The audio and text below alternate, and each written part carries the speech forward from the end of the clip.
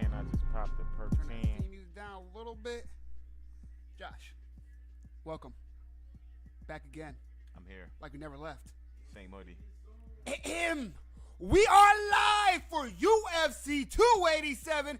Israel Adesanya versus Pereira, the motherfucking hunter. That's right. It's your boy, Mike MMA, the man with the golden mic. Back at it like a crack addict in the 80s, if you heard me. Once again, to my left, my internet right, is Josh, the Great, back again. Let's fucking go. We got a packed house here tonight. I will not pan the camera for legal disclosure purposes, but just know, we not alone. It's some felons in We here. out here. Also, if you didn't know, Professor X going to give it to you. You know what I mean? R.I.P. to the great one, DMX. If you can't name 5 DMX songs off the top of your head, you're too young. Get the fuck off my channel. I lied. Like, subscribe, etc., etc. Let's fucking go. We have the young phenom Rosa, barely legal. That man can't get a beer after the fight, and he is opening the pay-per-view for Israel Adesanya, one of the best 185ers to ever grace the octagon, and Pereira, one of the meanest motherfuckers I've ever seen in my life. Josh. On earth. 18 years old. Yes. I mean, step up. You can't really call it like stepping up. Like, there has to be another expression, Josh, for a young man who, I was in high school at this time, 18, Definitely. April. I was in high school my senior year. I definitely wasn't fighting in front of the world, coming out in a sombrero and ready to fight under the big lights, Josh. What do you hope to see from this young man? Well, one thing we know we're going to see is that he has a chin. He definitely can take a punch. We're just going to put that out there. We do not have to worry about that at all. It's surely evident. Oh my God, it's a 187 on this fucking show. If you are not watching the fight, and if you did not see said chin of Rosa, then you do not know how funny that shit was. Who was? Oh, the Crimson Chin. That's the one. That's the one. He definitely looks like Clef the Boy Wonder, the sidekick. That is for sure his mom. Like, I know we had jokes. That's 100% his mother, right? It's got to be. That is wild, man. But that chin genetics didn't come from her. It did not. It did not. Chins come from fathers. That's a known scientific fact. John said, nice shirt. What up? I like the new stream setup. Thank you, brother. Enjoy. Don't forget to like. Don't forget to subscribe. Don't forget to talk yo shit. Who you got? How do I know if y'all don't fucking tell me? Without y'all, we're just two motherfuckers and two microphones, as lovely as these microphones may be. Yes, once again, it's your boy, Mike MMA, the man with the golden mic. And we are here for UFC 287. If you need links, closed mouths don't get fed. Closed mouths do not get Talk fed. to me, baby. If that link don't work, what are you supposed to do, Josh? I mean, say something. Say something. If you see something, say something. How fucking I'ma know? We are My not on links trains. work. Guess what? If that don't, I got another link. If that don't work, I got another link. And if Dana White's watching, I bought this shit for $79.99 on ESPN Plus through that paywall. Appreciate you. Exactly. As always, we are sponsored by some liquor because we are nothing but degenerates. Stella, baby. And I'm not talking about the one that got her groove back. You understand what I'm saying to you? This one never lost it. Classic, baby. Let's go. Pay me my monies. KPC says, when does it start? The main card starts right now, baby. We here. When does the main event start? It is now 10:21 p.m. Eastern Standard Time. I expect the main event to start around midnight to 12:30. Brother, let's go. As always, Bruce Buffer with the flyest jackets this side of the Mississippi and the other. You understand what I'm saying to you? Let's fucking go. I don't know a lot about Rosa's opponent, but I assume if you're going to put an 18-year-old to open up a card, it's probably to set him up for a George W. You know what I mean? Definitely. That win, baby. You understand what I'm saying to you? I have to assume that this is going to be a layup. It's be a showcase fight. But you never know. You make it to the UFC, the big stage. Dana White calls your number. You got to be somebody of something. You understand what I'm saying to you? He also was a young boy. He's not on the prelim. He's on the main card. I mean, let's see what happens. This guy's only a plus 200 underdog. We know he's not going to knock him out. We know that. That's guaranteed. This definitely is the tale of two chins. This guy has none. He has and none. The other one has enough for 3. His chin is kind of merged with the neck. The other guy. We are chin analysts on this channel. Understand what I'm saying? Yes, we're, I didn't know there were chin exercises, but I'm sure he's doing some. 7-0 for Rosas Jr. 5'9", 135 pounds. Not the tallest in the weight class, but definitely not the shortest either. He looks very comfortable, very relaxed. He's praying to his gods. I see. He does not look shaken by the moment. At all. This has been a good card thus far. There has been a lot of action fights. We've seen some good KOs. We've seen some wars. Hey, ref being You've seen Kelvin Gastelum versus Chris Curtis. That was some shit. Yeah, they was throwing him. Always good to see the Octagon girls out here. Hey, Ring girl, bad as hell. What up, what She don't up? got no hips, but still bad as hell. She No built comment. like a exclamation point. But Shut up.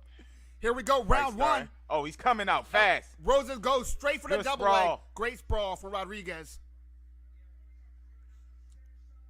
Rosas pushing him against the fence.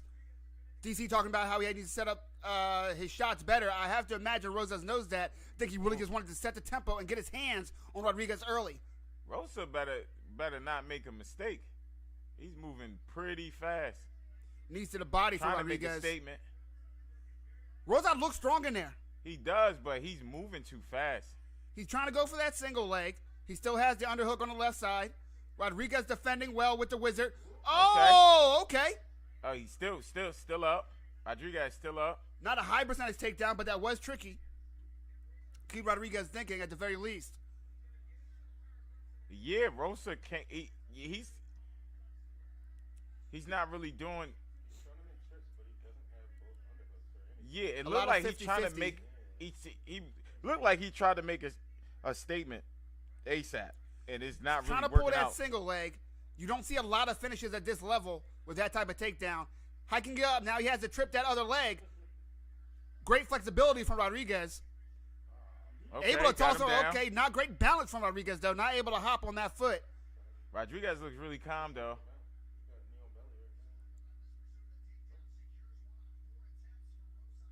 Rosas inside control.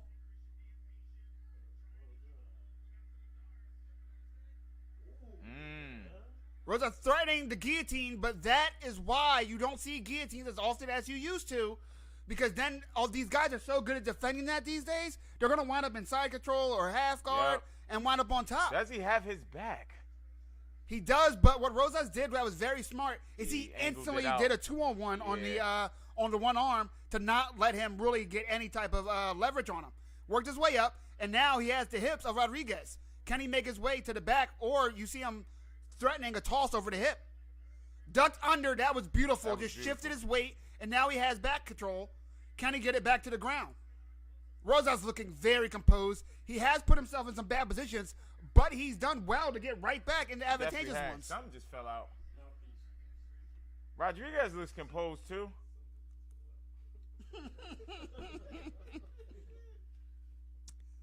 John Smith says, Cayman Islands listening. What up? Let's go. We are Cayman. worldwide, wide.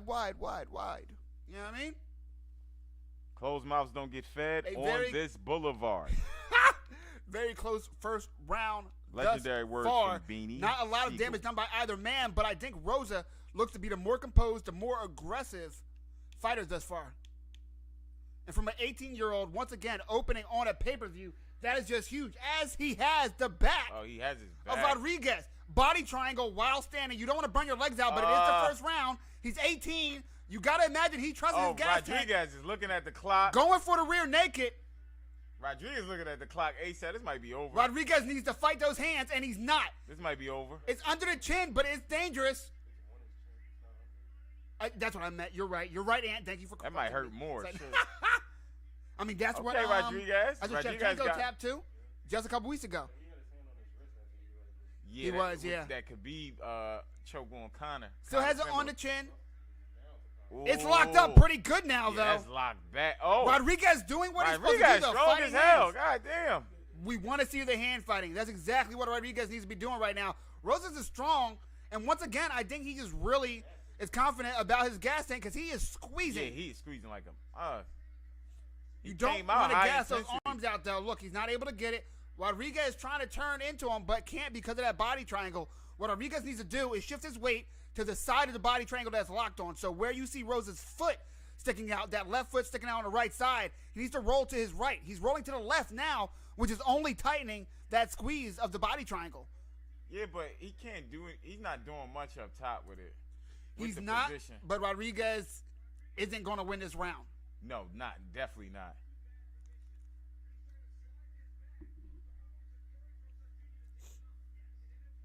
Again, that link doesn't work. Let your boy know. Closed mouths do not get fed. You would think they know by now, man. You would think they fucking know. So, did y'all know that they changed the gloves? Yes, that's a good point. And they changed the gloves. I think that's going to change how the chokes are. The last two people that tried for guillotine, their opponents were able to fight their hands. By gripping Because they're cuffed down? Because they're cuffed down.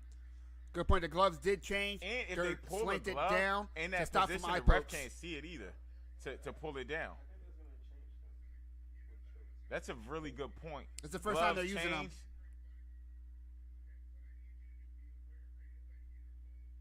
I mean, to be fair, we've been waiting for a glove change for a while. This isn't exactly the change we were expecting, but It happened. it did indeed happen. Rodriguez definitely doesn't look too concerned. He didn't do pretty. I mean, he did pretty well for the setup of this fight because clearly this should be a showcase fight for Iron Chen, but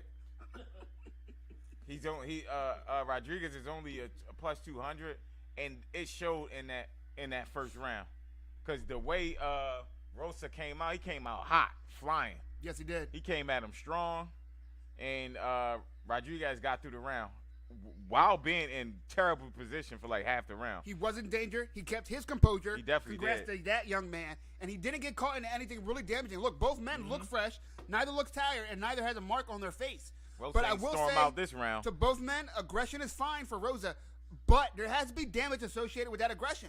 Shooting from the middle of the octagon with no setup, not the smartest. Got And him what right on his Rodriguez back. did, walks him right down and just drops his weight on him. Yep. You can't put yourself in those positions. I get it. You want to be aggressive, maybe coming out to fight like that to surprise him, but you can't open up the very next round the same way. Yeah, you can't surprise him with the same approach. That's called not a surprise. Look at up in the dictionary. Not a surprise. If you look at that, you'll see Rosa's Oh, nice face. uppercut from Rosa. Oh! Oh, that Once knee again, was not crazy. setting it up and caught a knee for his troubles, Bro, Rosa does. he ate nice that shit, though. elbow from Rodriguez, and it's not looking good for the young phenom. Bro, he ate that knee, though. It must hit him in the shoulder or something. Chest. Like solar plex. God damn. Wherever it hit, it The hurt. timing was crazy on that. I feel like it hurt. The timing on that knee was crazy. Like, oh, he's controlling Rosa this round. Rodriguez. Look at Rodriguez's confidence. His confidence is growing. It just shifted. That was Rosa's lackluster. either tired or he doesn't know how to throw that kick well enough to have it in the octagon. Like, that was the slowest spinning back kick Ooh, I've ever he got seen. his back quick. He can't do nothing with these great positions, though. That's worrisome, especially probably to Dana. It might be a sign of him being tired, man. Could be. When you get tired, you go back to your bread and butter. You go back to what you're used to. If you have a grappling background, that's what you go to because you're used to working through that tiredness through grappling. You might not be used to getting punched in the face and trying to land combinations while doing that. Especially 18. How many big fights can he have had? Yeah. He doesn't have grown man strength either. He He does not yet. have grown man strength, no.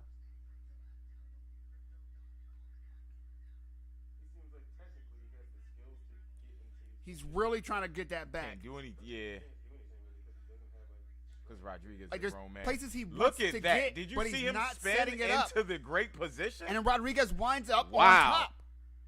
That spin was nasty. Super subtle, super effective.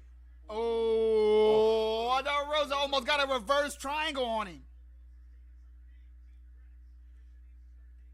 Rodriguez on top, north-south position.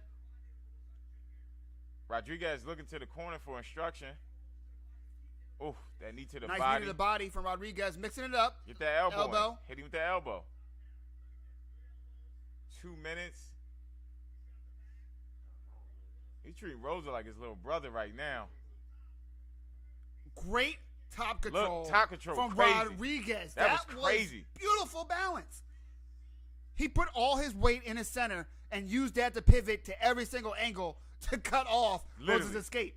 Rosa looks stressed on the bottom. He's got to. You have no idea how demoralizing that is.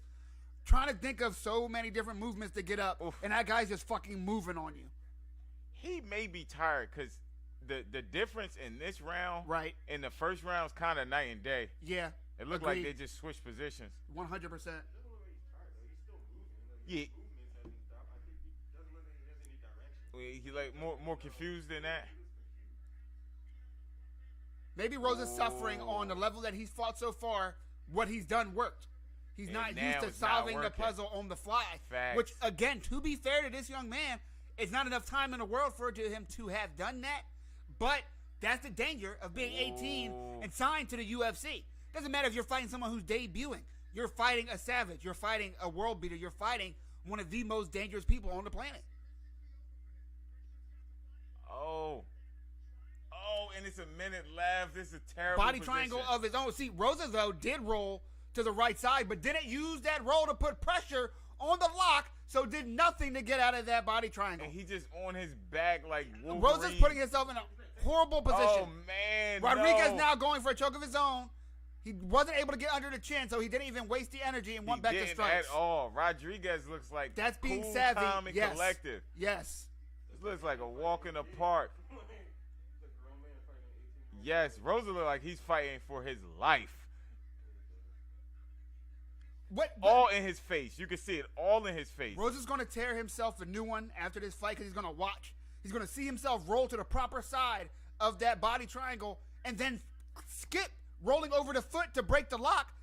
He literally gave him more space by getting up on his knees to allow the lock to stay in. I don't understand that one, man. Do you see his resolve was to put both hands to block?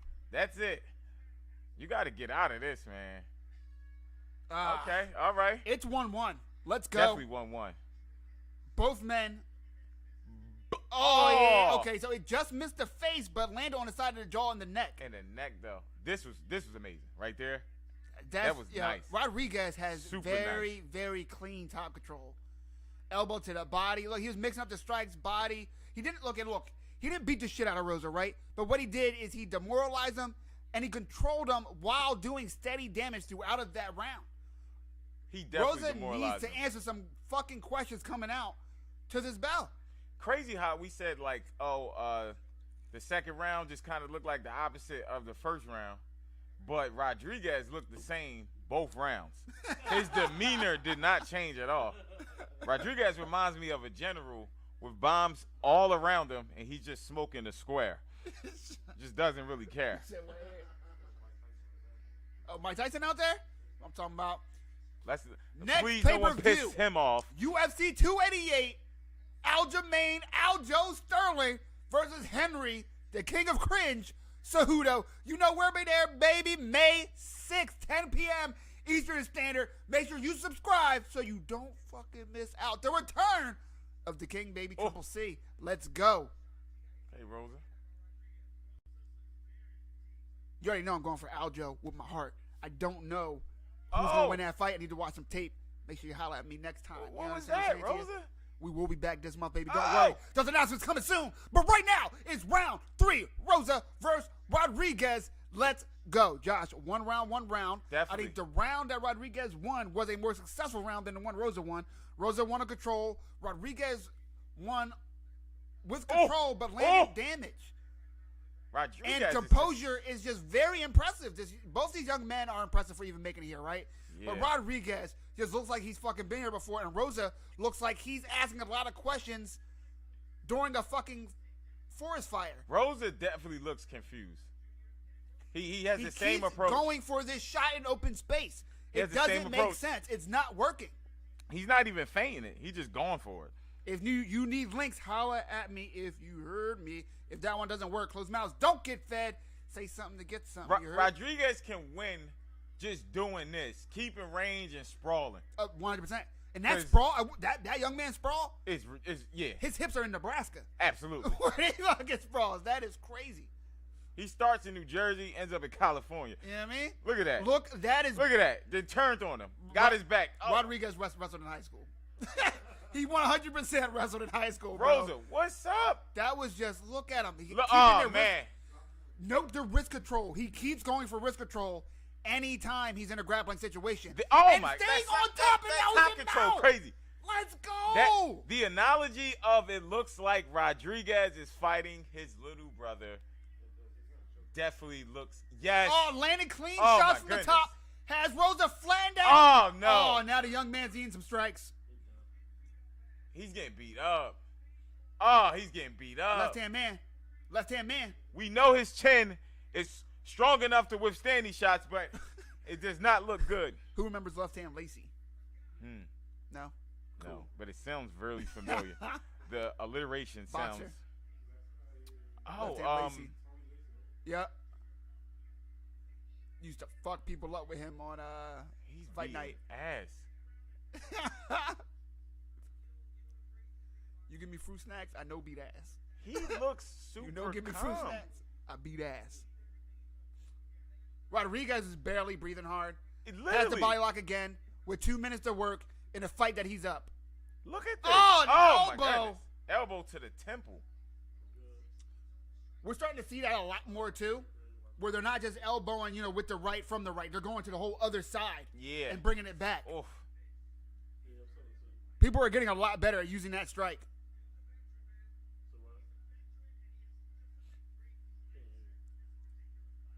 This doesn't look. It looked like the matchmakers did not really think this one through. I mean, here's the thing, though. Rosa, you could say he's young, but he's in the UFC. They got to put him against somebody. This guy, I'm pretty sure this is his first UFC fight, isn't it? Rodriguez? It is? Yeah. We did come to this thinking it was a showcase for Rosa. That's what I'm saying. Like, you can't really do much more besides put him up against someone who's streaking in the local scene, like I'm sure Rodriguez is, with that type of record. He gets, he's probably a local guy. He's super, like, what is he into besides this to be this calm? Who, Rodriguez? Yeah, like, God, what is it? Seriously. He works security. It looked like he just playing 2K, like in a crib. Hey, yo, pass he's the sticks. Fighting, like. Yeah, I mean, come Rosa on. Rosa cannot do anything. The thing is that I feel like Rosa has the info to get out of these positions. Look He's just so frustrated and feels so defeated. He doesn't know what to do in the Probably moment. a little embarrassed as well. He's not taking the heat well.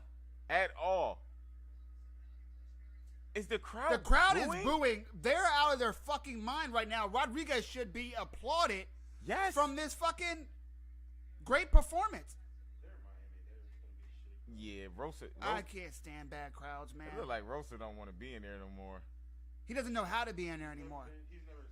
Look at this, and then pushed him. This is the first. It looks like it's the first time ever Rosa's facing some shit where he's like, "Yo, I'm doing what I do," and it's not working. Yeah, like what else am I supposed to do? And I got tattoos. He doesn't have a what else. Rodriguez just like, yeah, bro. Until they tell me to stop, I'm on you.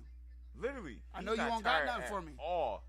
Rosa was never able to make Rodriguez really respect him. He did show him that he can control him for a little bit in that first round, but after that, it was all Rodriguez.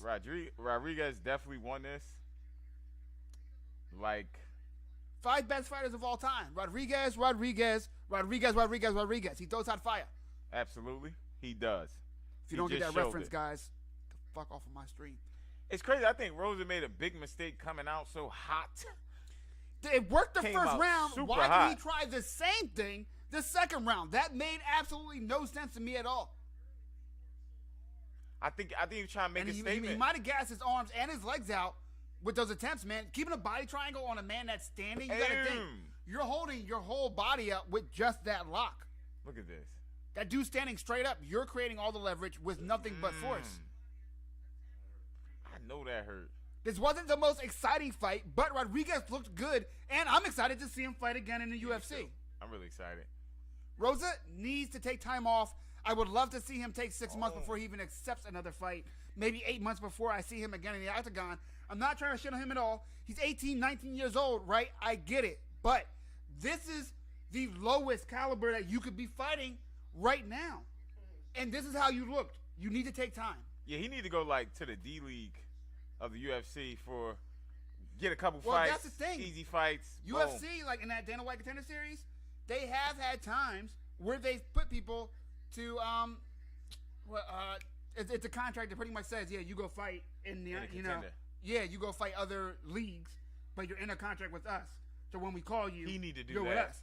That's what people were surprised that Dana didn't do that. Yeah, to get on some lower circuits, get his confidence back up, because this can't be. Oh well, that's the thing. They never do it once you're in the UFC. They have to do it for him. So he should have did it before. I think it was a money play because they have like 3 Mexican champions right now. Oh, to put him They on are the pushing card. Mexico. They are pushing Mexico. Bruh, and he was plus 200. Bruh, we could have. Come on. Could have doubled our money. We could have doubled that up.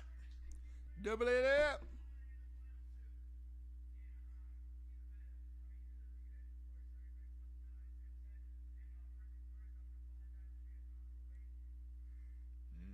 Chris has shown respect and also apologizing for being a pound overweight. But either way, a pound overweight, I'm not going to kill him for it, right? You have a contract, stick to it. I get it. It's a pound. You tried, obviously. But you looked great tonight, Rodriguez, and I cannot wait to see that young man come back. Rodriguez, right? Yeah, he doesn't look. He seems young too. All right, let's check the age of Rodriguez. He sounds like a kid, yeah. Definitely. I would say 21, 22, right? 19. Nah, he's not 19. He definitely not 19. He definitely got a couple. It's not a lot of teenagers. You said 23? Let's see. Oh. 34. He got good genes. Vet.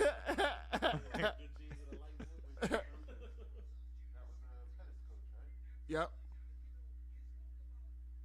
Pettis just coming off a win against Roy Jones Jr. The worst fight ever. Oh, yeah, Sergio. There we go. Sergio with a fight coming up soon against Pitbull. The older. The better one. Yeah. That's so hard to find his age. It's good. We got it right here. Bam.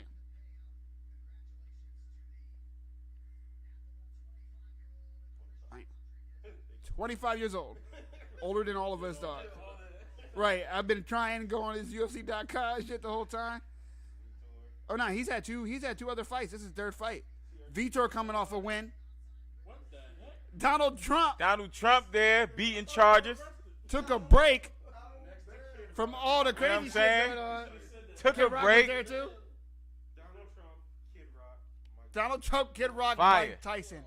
I would pay hundreds of dollars to put a microphone right in He between knows all of them. that conversation. Because remember, he used to put on a lot of Mike Tyson fights, a lot of Floyd fights. Bruh, come on, man. That's that guy, bruh. He has the best story, one of the best stories in American history. We, it's not the type of podcast guy. But we're not going to get on this. Yeah. Trump was definitely in there, You know? made a cameo. that means Secret Service in the building. DJ for rap artists. Kid Rock used to be. If you need links, closed mouths don't get fed. That's right. On this You boulevard. are live for UFC 287. Pereira versus Adesanya. What's that, 4?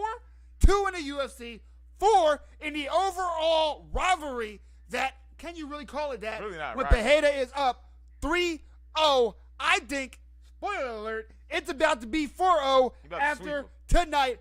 It's your boy, Mike Just MMA, the man with the golden mic, back at it like I never fucking left. Do you understand me? So, Oh, they're about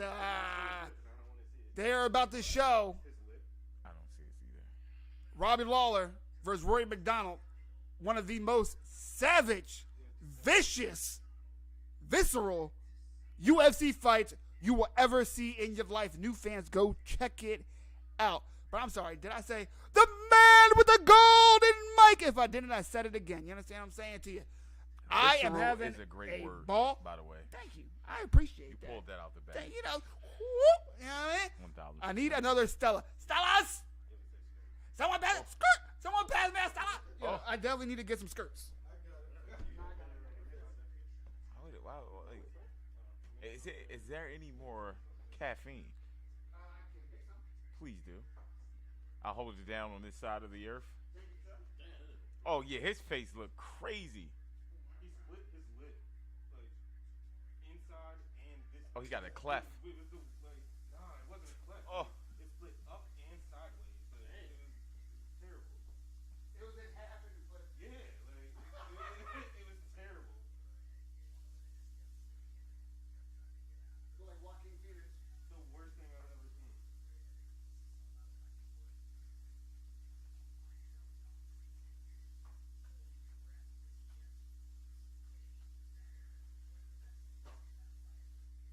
Fucking Cheetah Menendez. Didn't he pop, Mike? Oh, Gilbert? He's Yeah. mad. Yeah. He's mad. Mm. Like, bitch, what you did to my lip? Lip looked crazy.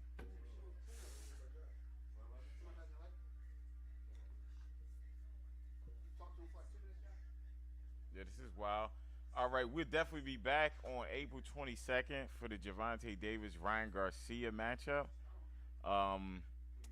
You know, Davis is the favorite. I have Davis winning by destruction. 100% by destruction. I think it's going to be a good fight.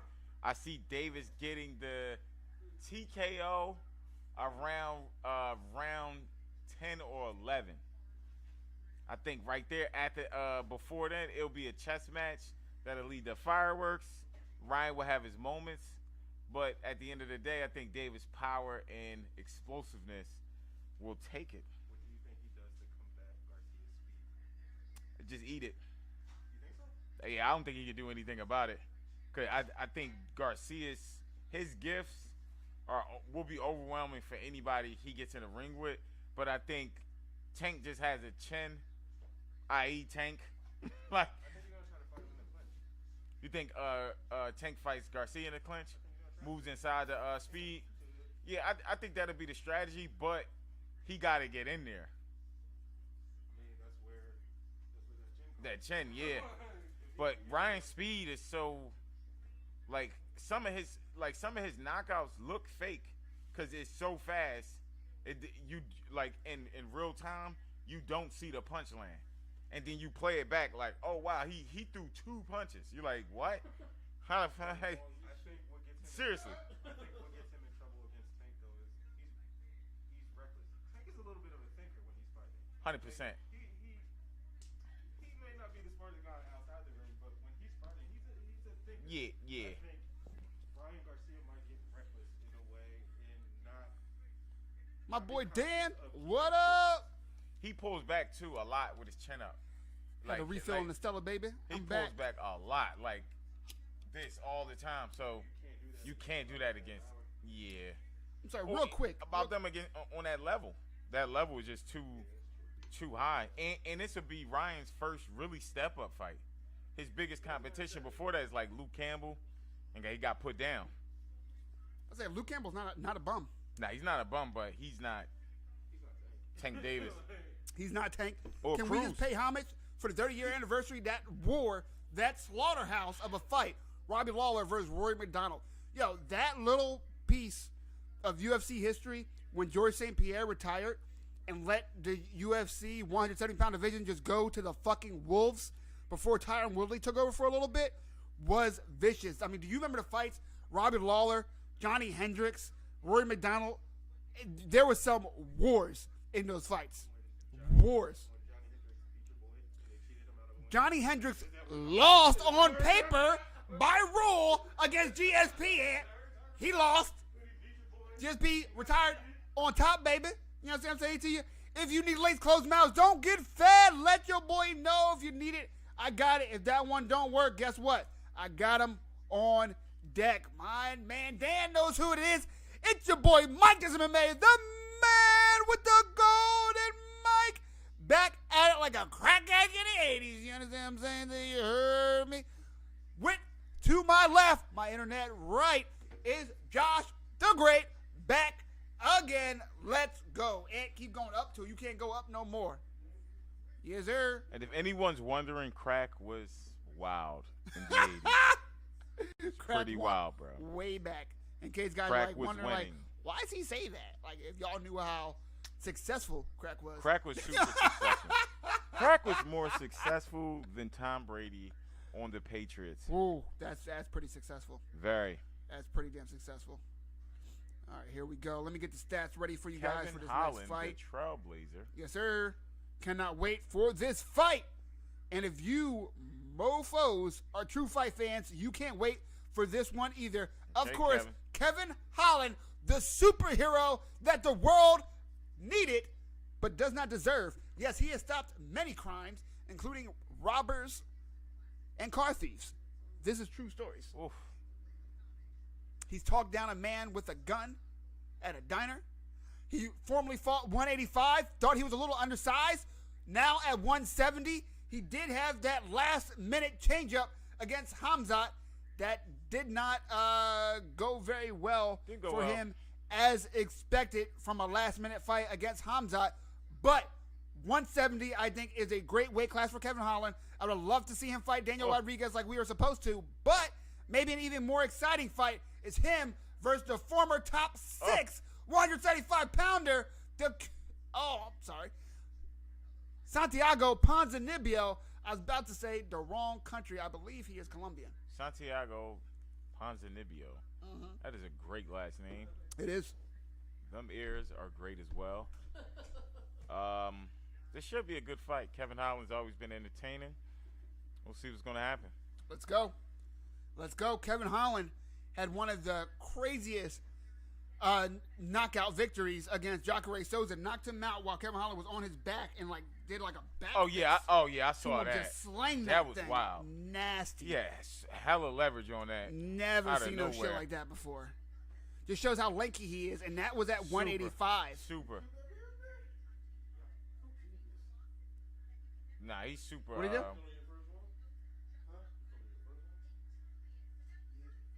Who won a second? I'm on my first. So that shit crazy. Wait, what? You were your second? Bro, You just went upstairs like 30 seconds ago. Bro, we was just You talking about superheroes. What the fuck? Come on. It's over there shotgunning Stella's. Holy shit. He probably did the tornado upstairs. He just came down, bro. That He sweater, said, where my shot at? that sweater fire. I did not notice it, but it's fire. Where'd you get it from? Send me the link. Seriously? It's a Martians right at That's 5 my minutes jam, from bro. Don't get me started. Yeah, I'll be going there just trying shit on. Santiago Ponzinibbio, a man who has faced a lot of adversity in his UFC career, once again ranked number 6 and then took a long hiatus due to injury, came back and now has to fight for everything that he once earned, trying to prove a point. Let's take a look real quick at the record in the UFC of one Santiago Ponzinibbio. I'm so excited for this fight. Santiago, the underdog against Kevin Holland. Who's made it further? Santiago, right? Being top 6 in one of the deepest divisions in the UFC. But Kevin Holland has had the most success as of late. Now, once again, let's dig into the record of one Ponzinibbio. 16 wins of his 30 wins are by knockout, 6 by submission. 14 of those 16 knockouts came in the first round. Santiago Ponzinibbio coming off a win, trying to get back a little win streak. Had a win against Morano. Did lose, though, against Lima. Lost against Neal as well. So he has not had the best of luck since coming back. That was in 2021. He did have a win in 2021. Before that, lost against Jing Liqiang, one of my favorite fighters. He does have a win over a top guy in Neil Magny, but that was in 2018. From November 17th, great day, of 2018 to January 16th, 2021, Ponzinibbio was out due to injury. That is a huge chunk during the prime of his career towards the top of the division, man. That is not easy to come back to. Can I have one of them things? Can somebody hook me up with one of them things? Thank you. Thank you. Appreciate it. Appreciate it. Takedown accuracy 30%, so not a huge takedown threat. Only landed 4 in his UFC career. Striking accuracy though 42%, not bad. He can knock you out. Over half of his wins coming by knockout, and over 90% of said knockouts coming in the first round. I mean, he got popped, but it also shows that power could dwindle. Yes. As the rounds go on. So for sure. We'll see. Kevin Holland's pretty explosive as well. So we'll see. We'll see how this plays out. Speaking of Kevin Holland, now let's dig into his UFC record. Guys, if the link drops or says reload, guess what you should do? Reload that shit. Don't ask me about it. If it tells you to reload, right, you should probably just reload. You should probably just reload. Instead of being like Mike just MMA, the man with the golden mic, my link ain't working. Reload that shit. Just reload it. And then guess what? That don't work? Ask for more links. I got them on deck, baby. As always, UFC 287. Kevin Holland, Santiago Ponzinibbio, Mike just MMA, Josh the Great. Let's go. Holy shit. Who just opened the window? I just closed that shit, didn't I? Oh, I did not just close that shit. Cheers. 1800 on deck. Boom. Caffeine, alcohol. Best partners in the world. Kevin Holland, 8-inch reach advantage, 3-inch height advantage. Kevin Holland, you could tell why he was fighting at 185. Yeah, he's pretty big. Very long frame. Definitely. He got an 8-inch reach advantage. You rarely see the reach being used in these fights. Like, when people have reach advantage, you rarely even ever see it. Like, the best people that use it mix kicks in with it. Yeah. Because if you just use it for boxing, what their fear is that someone's going to go underneath and go for those long legs and start tangling them up and grappling. But if you can put kicks in there to really make yourself long, the best, because like there was a guy, 6'11", Stefan Struve. He had, it didn't even matter that he had just as long, an inch less reach as John Jones, who has the longest reach in UFC history, right? 84 inches, and Stefan Struve had 83 inches, right? But he never started working with a good jab, and he never uses kicks as distance managers, which you know his fucking legs are going to outreach anybody in the fucking sport. Yeah. He always tried to act like he was some like 6'1" power puncher. It never made any fucking sense to me at all. He was very too big for fighting. Like the only person that could do something like that is Tyson Fury, and that's because that motherfucker has weight on him. And he's super athletic and talented. Stefan Struve was not an athlete. Tyson Fury doesn't even make sense. Tyson Fury looked like he got the body of an in shape dude from 1910.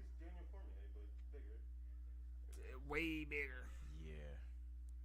But I mean, he's got like that build where you're like, you don't look athletic. Yeah, he definitely doesn't look athletic. I wouldn't think he was athletic. It's crazy how he could feint the whole fight. Nice push kick to the body. So this is what I'm talking about. Using your reach is cool, but using those kicks to keep that distance as well, something to think about. I don't come in my lane. I don't come in my fucking distance.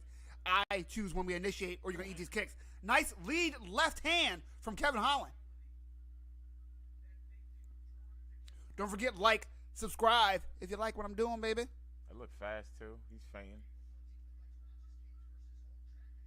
Santiago, what I haven't liked since he came back is he doesn't look like he's ready to just step pedal to the metal. It always looks like he's trying to be conservative, thinking, I need this win, I need this win, I need this score, I need this score, I need the point, I need the point.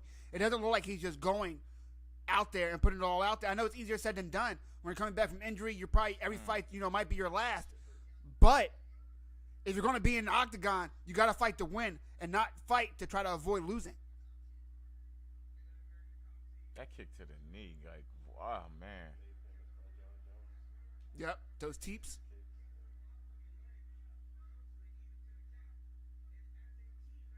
I would love to see some leg kicks from Ponzinibbio, and there he goes. There he goes. Leg kick. Inside leg kick. Look at you.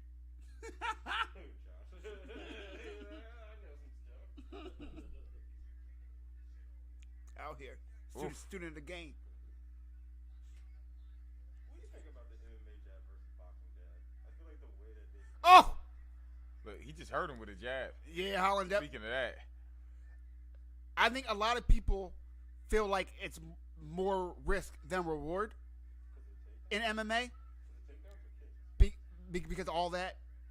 Because I'm going to hurt you more with a hook. Because I'm going to put myself in a position but might not hit you and then you can hit me. Because some of them just aren't that good at it. You know what I mean? But that's what I think it is. When they are, it is just, I mean, come on. Rob Font has a good jab. Rob Font has a very good jab. GSP, he really brought the jab in to MMA. I feel like it's not utilized enough. The jab and the uppercut. I feel like in MMA, there's so many. Yeah, and I think the uppercut and both of them could be super effective. You know who has Hadouken level uppercuts? Justin Gaethje. Yeah. Justin Gaethje, bro. He uppercuts to the Hatsusuke. Like, bro, his uppercuts are to the heavens, dog. But he has a boxing. Like his coach was a boxer. Like he has a boxing background. I feel like it's not utilized enough in MMA. It's a knee. Izzy doesn't have bad uppercuts either. Izzy definitely likes to work the uppercut. He just doesn't put everything into him. He doesn't have power. He Like that's his downfall. He's a pot shotter. He's fast, skillful pot shotter. he's speed and precision. That's what he's trying to meet your power Yep. with. And for the guys that are lower in his division, it works out well. And you can Heavenly. on them and to the point where they're like, all right. I'm good. Like, I mean, it works against the higher people in the position too. I mean, he did it to Robert Whittaker twice. Robert Whittaker, in my opinion, is the second best middleweight in the world. Look how much damage he took to get that off, and it wasn't pop shots that called Robert Whittaker. Like, I hear you, but he beat him twice. He beat him twice. Nice kick to the body from Kevin Holland. Now, that's what I'm talking about. When you have a reach advantage, don't just let it be in the hands. I like to see him fighting smart. he definitely is. Kevin Holland rolling well with these shots, too. You saw his shoulder block that one Oof. strike. Those leg kicks are probably the best strikes for Ponzinibbio throughout this first round. You saw that Stockton slap? Yeah. Ponzinibbio. Was he Argentinian? I like how they shorten it. Maybe blue and white flag? Oh, Yeah. I said Colombian. I knew that wasn't their flag. Colombian, yellow, blue, and red. Why can't I picture? Okay. Stripes? Yeah.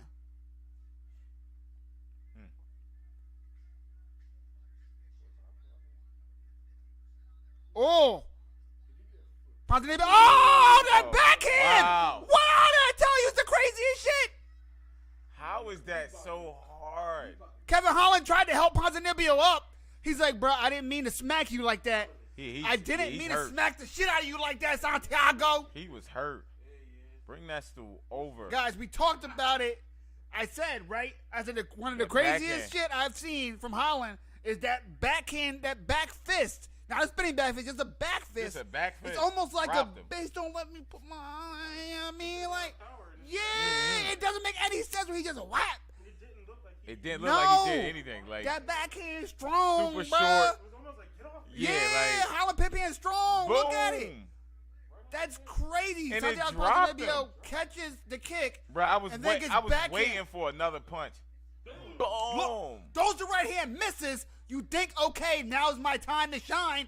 Backhand, hammer fist. Backhanded that nigga again. Holy just kept doing it. shit. Holland has working. the meanest pimp hand in the game. Can't nobody tell me no different. Bro, it's like he doesn't even know it. He's still hurt. Of course he is. Yeah, that was wild. That's wild. I don't know what's weird though. No, he's still hurt.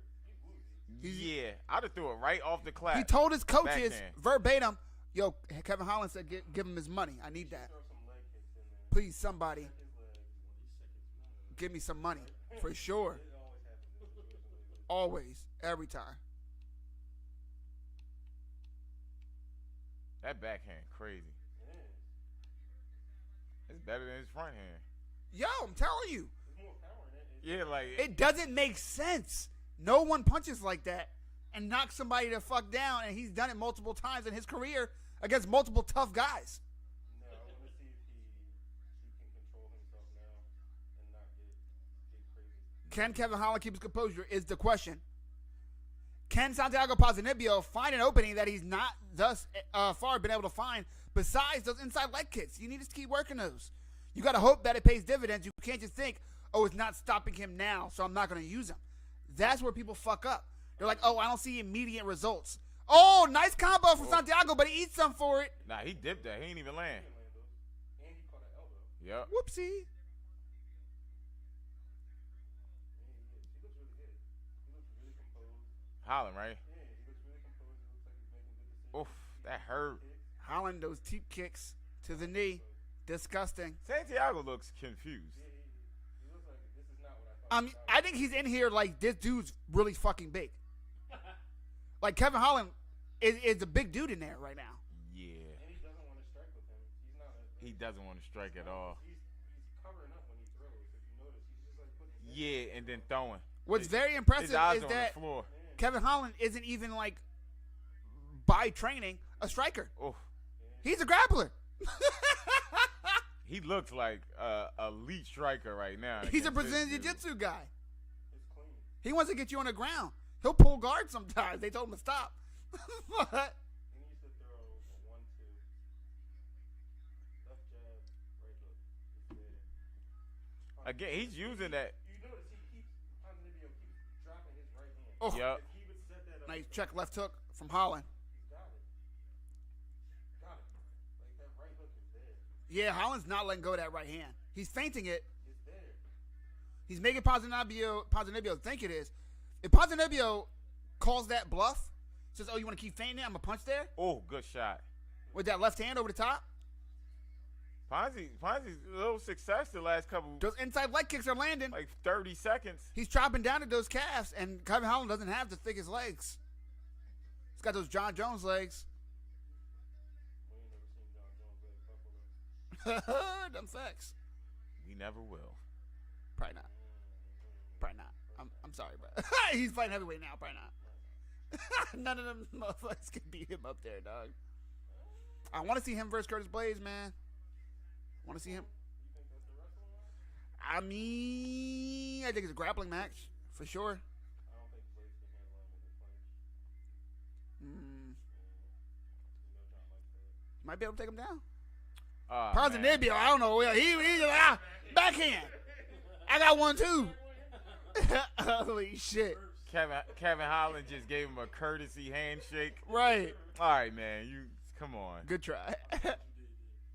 I saw you scared as hell. Santiago looks puzzled. It's all over his face. Holland should just throw a jab, left jab, right hook. Kevin Holland, I wonder if something. Holland's not doing. I wonder if something's much. wrong with his right hand. Holland's not throwing that right hand at all. Like, he's not throwing it. Switching stances, but okay, he throws the right hand there out of the southpaw stance as a prodding jab.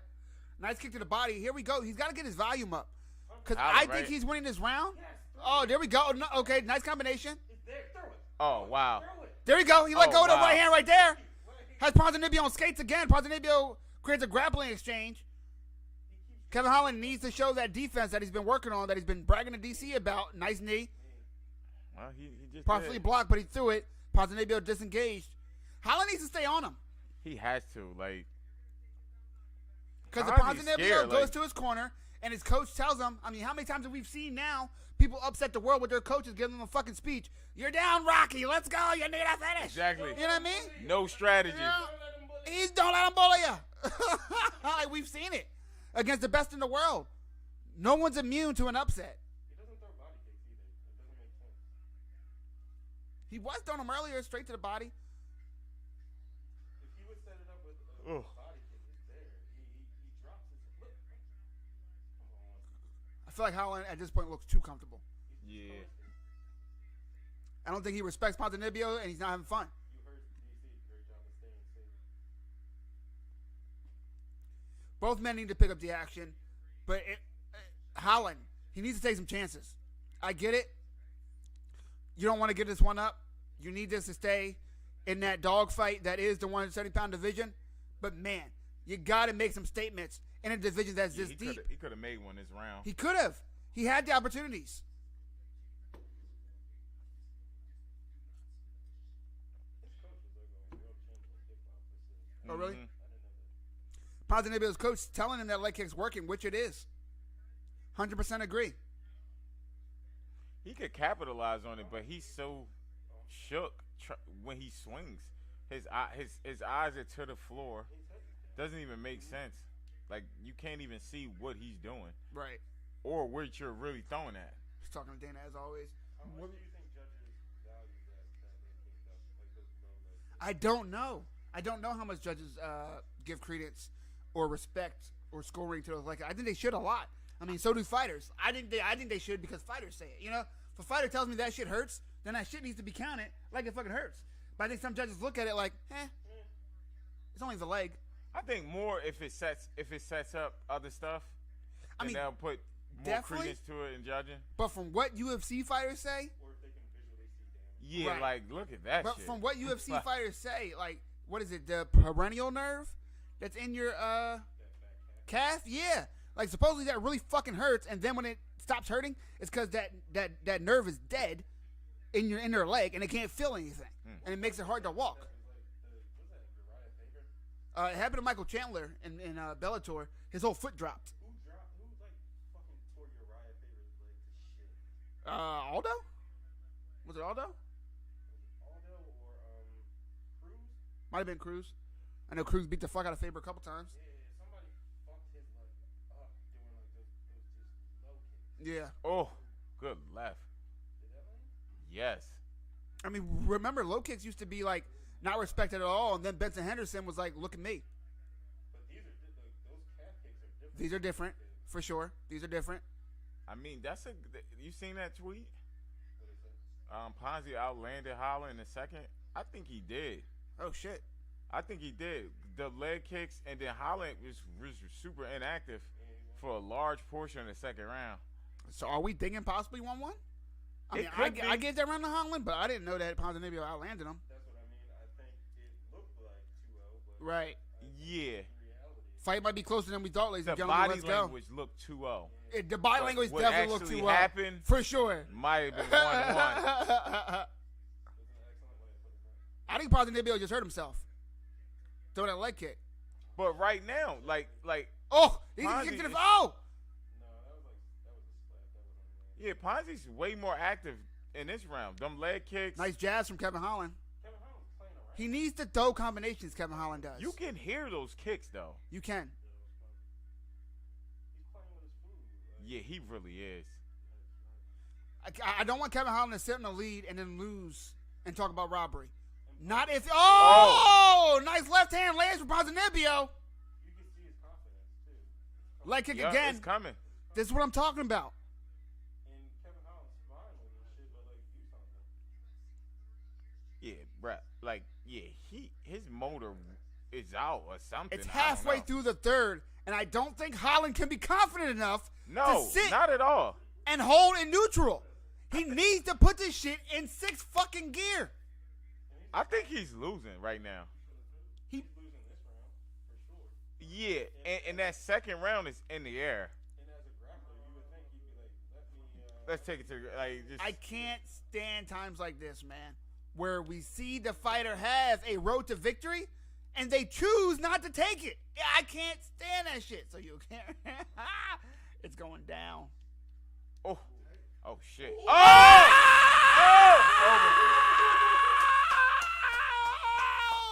He wasn't. Holland said, "Fuck you, Mike Jesse MMA, the man with the golden mic." That was a poor finish.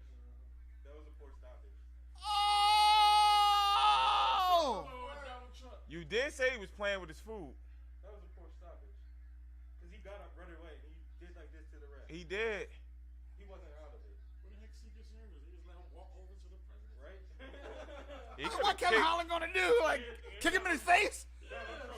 I'm making a statement. Political statement. God damn. Black Lives Matter! Oh, Free Trump- Palestine. Trump out and shit. Like, damn. Kicks for you, Kane, bitch. That right hand, and then watch his left. Bang! That left hook.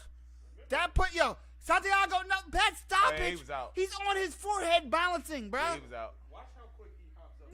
No, stop. Wait, no. Nah, Look at this. shit. Look at this. He landed on his Watch. forehead. Look. He didn't drop face first. He stayed there. Look, face one. Look, face. Yeah, face first. Look, should be right. over. He got woken up. He was face. Bruh. He said, no, I was having a snack. I'm okay, Dan. I was eating the octagon. Look, Dan smiled at him like, You were okay. come on, bro. Bruh. Your Brother. face was in the logo, my guy. Like, Calm stop down. it. I thought it was a Monster Energy drink. Like, I was wrong. bruh. Ponzinibbio woke up like, no, Look, Dan's like, come on, bro. I knocked you out. Kevin said, your face was under the ground. I think he just gave him credit for this. Yeah, he did. Those speeches. John Yeah. says, great stoppage, man was asleep. Yeah, he was asleep.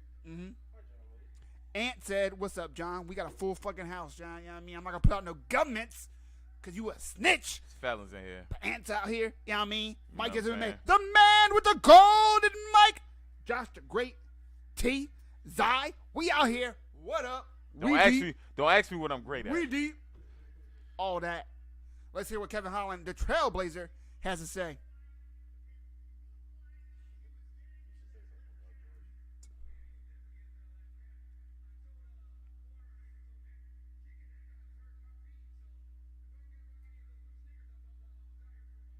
Kevin Holland said kicking Ponzinibbio hurt his feet. Damn.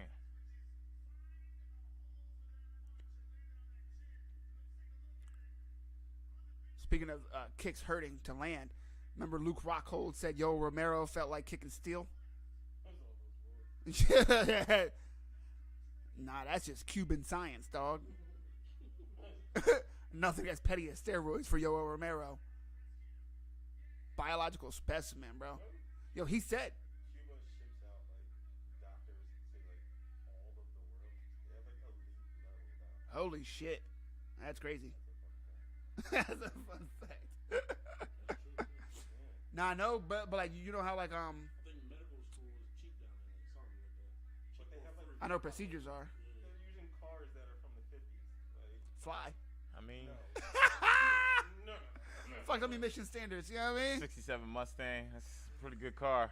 That is 2 of 5 fights for UFC 287. Alex Pereira versus Israel Adesanya. The last style bender.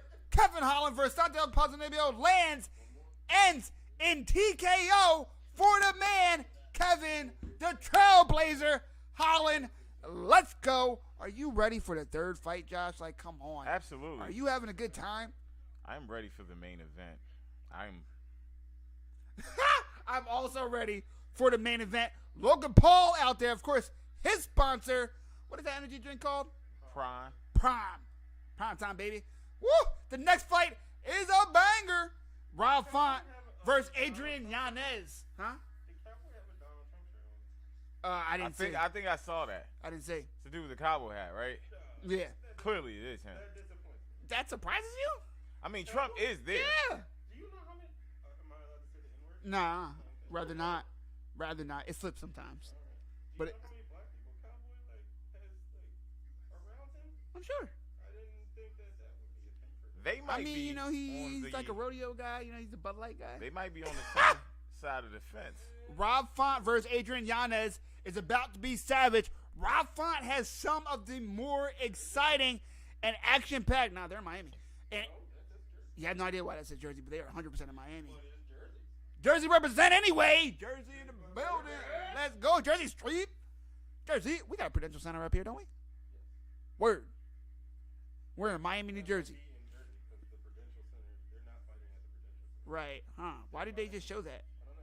That's weird. Maybe that's where they're. That's exactly where they're fighting Sterling Cejudo fight. That makes more sense. Yeah. Jersey. Rob Font versus Adrian Yanez. Adrian Yanez, a young up-and-comer, making a mark on the scene. Rob Font, some of the most exciting, volume-filled boxing that you will see in MMA. Number 6 versus number 12. Rob Font fighting for his spot. He did have a couple tough losses at the top of the division. The Hunter has now become the Hunted, and I love watching those type of fights play out as they show some highlights from my man Aljo, the Funk Master, Sterling. That ball nice. I have to watch some tape before I make some picks on that. Without watching tape by Aljo. I mean, plainly, I think he is going to have problems I think his. Okay, let's talk about it. Right, my boy just asked me who do I have, Aljo versus Cejudo. So Aljo's best asset, right, is creating back exposure. He creates back exposure from the center of the octagon, from scrambles, from takedown attempts. The ability to take someone's back is great, which he's good at. But he has the ability to create the scramble to where he knows that you're going to expose your back to take it. You know what I mean? Like, taking it back is cool, but he creates opportunities to take the back. It doesn't happen with like, oh, there's a chance right there. It's like, oh shit, 2 steps ago, he got into some shit where he knew it'd be a scramble. And in scrambles, he practices through scrambles 24/7. You could fucking tell, because the second where you're like, oh, my hip is exposed like this, it's right there. That's not, it is split-second decision-making, but it's also, I planned for us to be here. I knew we were going to be here. Look at this. It's going to be hard against someone who breaks down tape, muscle memory who breaks down tape as well as Henry Cejudo. Because let's not forget, Henry Cejudo, since he's been out, has been coaching people. He's been coaching several fighters. He's been practicing with John Jones. He's been fighting with what's Shorty's name in 115? The Chinese Zhang Weili. Zhang Weili. He's been training with her. He's been training top level, right? And he's been game planning. And if you hear him just talk about how people can gain victory, he knows his shit. So he knows Aljo creates those opportunities. And on top of that, he's an Olympic wrestler. On top of that, he's a shorter guy, and it's hard to grapple with shorter guys when they're stocky, strong, and skilled as someone who's won the fucking Olympics in wrestling, who, in my opinion, is the most competitive Olympic sport in the world. So I think everything is stacked against Aljo to win that, but I think his ability to get there, along with his strength, his size, and his kicks, I think he's going to be able to keep Cejudo off him from creating those grapple exchanges enough to where Cejudo might try to drain the gas tank. I think he's going to be able to keep him off him from doing that with straight kicks to the body and kicks to the leg. And I think when Cejudo does create grappling exchanges, Aljo's going to make sure that it's at a distance where he's able to either sprawl out or able to get clinch positions where he's going to either put damage or create scrambles and rolls. And he, even though Henry Cejudo's the better wrestler, the better scrambler, in my opinion, is Aljo. So I have Aljo winning that. I think he's going to do it by decision. I got to catch my breath, baby. I was in that. You was in that moment. I think ring rust is definitely a thing. For some reason, I don't know what it is. I don't think ring rust is going to matter to Henry Cejudo. I've seen a few people ever that ring rust didn't matter to. You might think I'm crazy. I mean, I don't know if it's... So it's definitely something elite, right? I don't know if it's elite skill, because we've seen elite skilled guys, come back and be a little like, you know what I mean? But Henry Cejudo just has this competitiveness. Dominic Cruz. Dominic Cruz is a guy that would take 2 years off from injury, come back and win a title. Or at least be competitive in a title shot. There's some people... I think we more so saw age catch up to him. Yeah, more than ring rust. I think he got old. I think he got old, injured, you know what I mean? But the ring rust, the composure, I know what to do while I'm in there, this is how I do it. I think Cruz was never bothered by that. Yeah, I think the division caught up to him. The age caught up to him. The injuries, he slowed down a little bit. The way Dominic Cruz moves, side, up, back, side. He keeps mixing up, moving. When you're damn near 40, it's hard to do that. Yeah, especially when guys have seen you do it for 20 years. With ring rust, usually, like, that kind of affects people's game when their game is predicated on timing. Mm-hmm. If that's like their biggest attribute, is catching you in between shots, like catching your timing. So if you're not in those live fights, it's kind of harder to do that because you took the time off. But if your game isn't timing, if it's more speed, if it's more like power, just being a straight up savage, like it's not really gonna affect you. Like Are you basing that off of boxing? Or definitely boxing. Definitely boxing. I agree with you if we're talking about boxing, but I think like ring rust when it comes to MMA, those that live drill of sprawling, wrestling, Yeah. grappling, I think that could be different, and especially in that fight, there's going to be those aspects Yeah. that are in that fight specifically. Yep. I think Cejudo. I don't know if I have an opinion on who I think is going to win that fight because It's hard. yeah, It's hard. It's gonna be a good fight, man. It's gonna be. That's why I'm fucking excited about it. Not because. So I'm excited about some fights, right? Like Eve Edwards, OG in the game. OG in the game. You saw Jorge Masvidal call him out. Shout him out in the. Shout him out. Shout him out in that press conference. Now, what I will say. Looks like I'm right. I will say that. So some fights I'm excited about, like Jorge Masvidal versus Gilbert Burns. I'm excited because I think it's about to be fireworks, right? But there's also fights where I'm like, yo, I think that's going to be a fucking chess match of chess matches. And I think Aljo Cejudo have to play chess matches against. Matter of fact, I think one has to play chess, the other one has to play motherfucking Battleship. I just think there's two different games that they have to play, and it's at a high level, and I don't know how it's going to play out. I can't fucking wait. Henry Cejudo, we got to remember, too, he was really the biggest threat at 125. He never ran through the 135 division. He never showed that he had what it took to reign over the 135 division. I'm not saying he didn't have it. He did beat Marlon Moraes after losing a couple rounds, and Marlon Moraes getting knocked out by everybody and their mom at this point, right? Ever since. He did then defend his title against Dominic Cruz, who we just got done saying, older, right? And coming off a little bit of a layoff, you know, some timing, you know what I mean?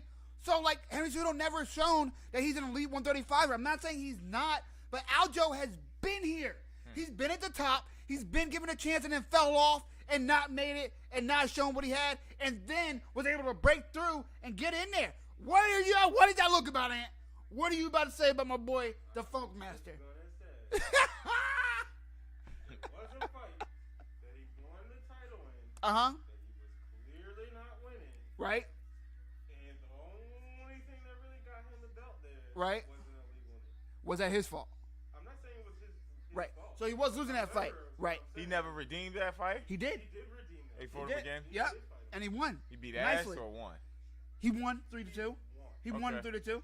Nice fight. He won. Nice fight. He won 3-2. 3-2. However, he hasn't really proved that he's been dominant in his division either. So, like,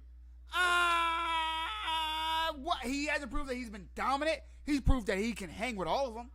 Let's look at Aljo. We about to look at Aljo. You got me mad. Cejudo has proved that he can hang with people. Like, No, he hasn't proved that he can hang with his division. He's only fought two people in the division. One was Mariah, who was how many washed and we didn't know. has Aljo had since he won the belt? I mean, I'm talking about in that division, period. I'm sorry. How many fights that he's winning in that division, period? You alright? But if we're talking about You alright? Shut up! I was like, huh? I did not understand, bro. all in tonight with the military and Right, cause Trump there. what the Yeah, fuck for is sure. going on? For sure. Mike is on his stream, so I'm not gonna say what I said. Appreciate you. You are ridiculous, bro.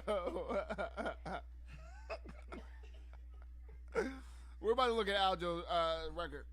But look, and also, yo, in his defense that he was losing that fight, he was. And, of course, injuries are never an excuse. But he had to have neck surgery. Damn. He had neck surgery after that fight. I'm just. I mean, he just had this little neck thing. Yeah, like, I'm just putting it out there. I mean, it wasn't that big of a deal. This little neck thing, surgery, You remember T.J. Dillashaw said took that 8 hours. But T.J. Dillashaw, When you say his name, you have to say the cheater, he is TJ, the cheater. the cheater T.J. Dillashaw, you're right, my fault, said, and he has a lot of links to the medical industry, right? He said He has all the links. one of his He is peoples, the link. One I of his- am the link to the medical industry. one of his peoples is one of the doctors that helped create the surgery that Aljo had to get for his neck. And he said that the doctor said that he didn't think that Aljo was ever going to fight again. Damn. because of the injury and that type of surgery that he had. Aldo not only fought again, but retained his title and then defended it. I feel like they say that a lot to keep the expectations low. How many people do you know have recovered from neck surgery? I mean, couple dudes. Bruh, like in the NFL, couple dudes had neck surgeries. All right, let's look. One. Look, Only know one, but you know, like Sterling, second round TKO versus Dillashaw.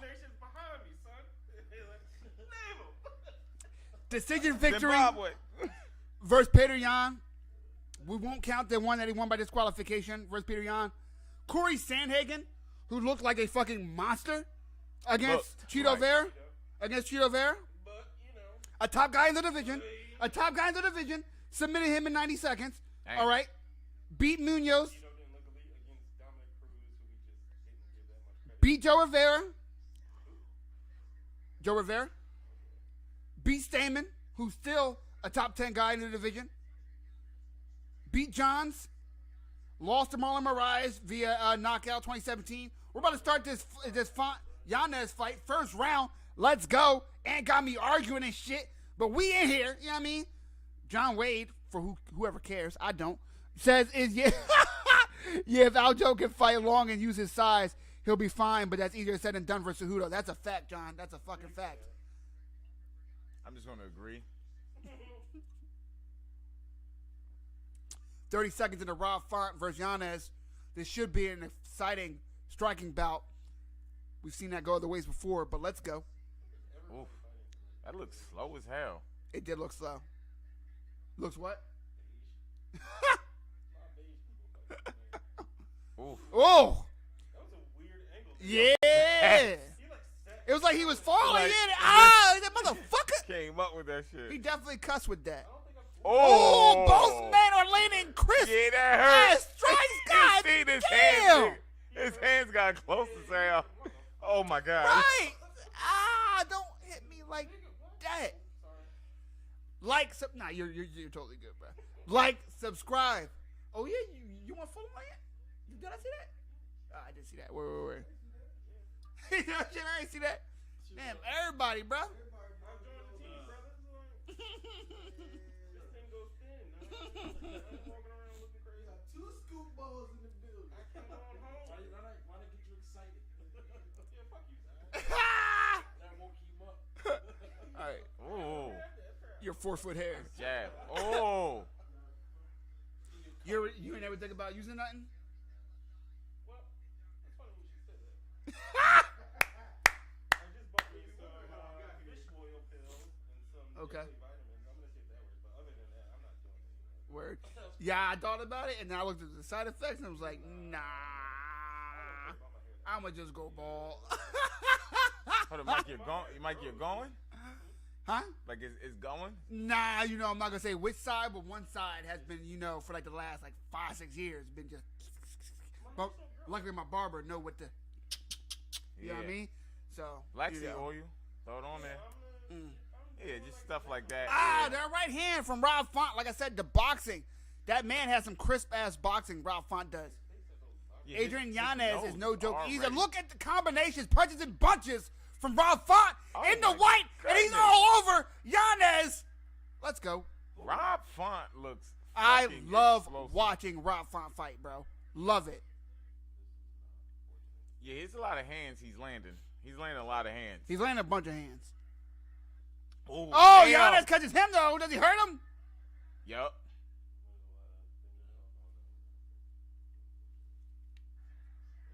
Oh! Oh, that right hand, put him down. And then hit him in the face. See, I told you he's landing a lot of hands. Holy shit. Put a lot of hands on that ass. You give me fruit snacks? No beat ass. You know give me fruit snacks? Beat ass. Yanez did not give Rob Font the fruit snacks. Spoiler alert, beat ass followed. Look at his face, though, in that short amount. Yo, Oh it my fucked God. up. Both God men were damn. landing crazy. Yanez They still was on the both ground. landing. So upset. They got prime stools. That's But, crazy. bruh. Somebody that Dana White's supposed to have beef with. Prime is all all over the place. Like, No, it's common misconception. He has no beef with Logan Paul. He's beef with Jake Paul. Jake Paul. Nope. the same person. So like, They're not business wise though. Jake Paul said it. He was like, and if I was Logan- Logan, I'd want to do it this way, but he's his own man. Like, I mean, it's smart. Divide and conquer, bro. If you think Logan did do business, Oh!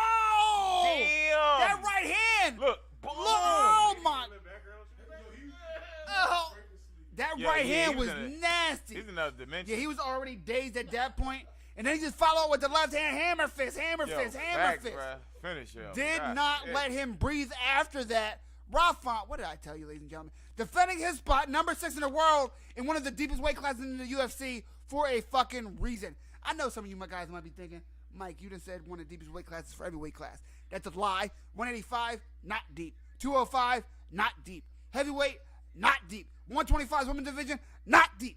Every women's division outside of 115, not deep. 135, 155, 170, and then come back around to 145. Those divisions stacked. Okay, this girl's Stacked. decent. They really beat each other ass for, Stacked. for how long this lasted.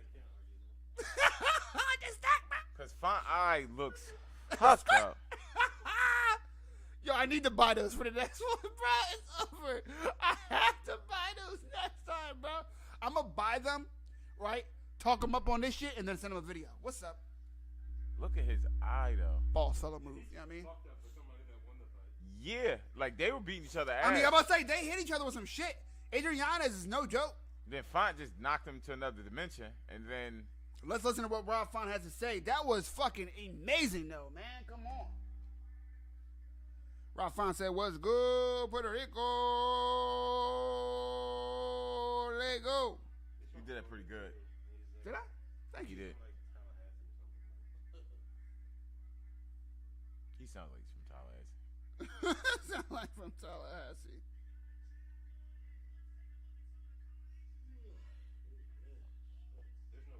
They was both throwing them bitches.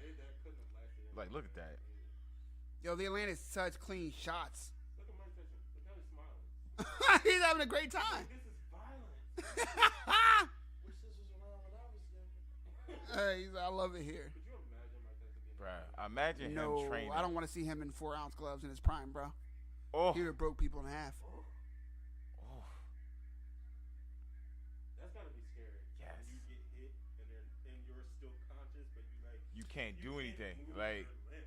Like, it's like sleep paralysis. Like, you get you up see a like, motherfucker- oh, mom, no. Just see somebody over you like, fight Just- back. Fight back. I can't. You screaming ref, but you can't say nothing. Like, Right. ref, please. What? Get him off me. I am not defending myself. Like, yeah, it was. It was like both of them didn't know. Greg watching in the building. You know what I mean? What up, Greg? Hey, dog. What up, gangsta? This We don't girl play decent around. too. She over decent. All right, let's get the next fight going. You know what? I was so excited for that fight, Josh. I didn't even get the stats together. I did not. Apparently, I looked like somebody from that show. Is that a thing? Or yeah, was someone being racist? Is that what happened? I look like another light-skinned black guy. I thought so when they said it. They were too excited about it to tell me. You know what I mean? I'm like, I probably don't look like that guy. I haven't seen that guy, but I probably don't. GSP and Kamaru Usman next to each other. Let's go. They Oh, showed, and Robbie Lawler, 3 170-pound champions. And they oh, showed all right, Justin all right, Jefferson, all right. but as if they didn't know if he was famous or not. Exactly. For the Vikings, right? Yeah. Yeah. Amanda Nunes I in mean- the building. Oh, no, I'm sorry. She's in that Miami. Amanda Nunes? Yeah, that's Amanda Nunes. Why she look different? Fighting Juliana Pena, because she's clubbing. You know what I mean? No one wants to see that fight. Nunes looks hella famous. Nobody asked for that. Where did that Super come weird. from? I thought she was going to fight some random from She 145 looked pounds. like Amanda Elliott than a Nunes. What right does in that mean? She didn't look Nunes, you know. Ladies and got- gentlemen, Hosts have to use the bathroom too. This is Give just- us 2 minutes and we will be right back. This discount Pereira. Let us rock, you know. I live, ladies and gentlemen. We stay live. There is no intermission. There are just substitutions. We're just gonna hold it down until Mike comes back. Absolutely. I got some questions for you. So, if this does happen, Errol Spence, Terrence Crawford. Who do I got? How do you see that?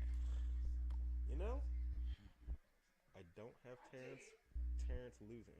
I'll put it that You way. don't have Terrence I don't losing. have Terrence losing.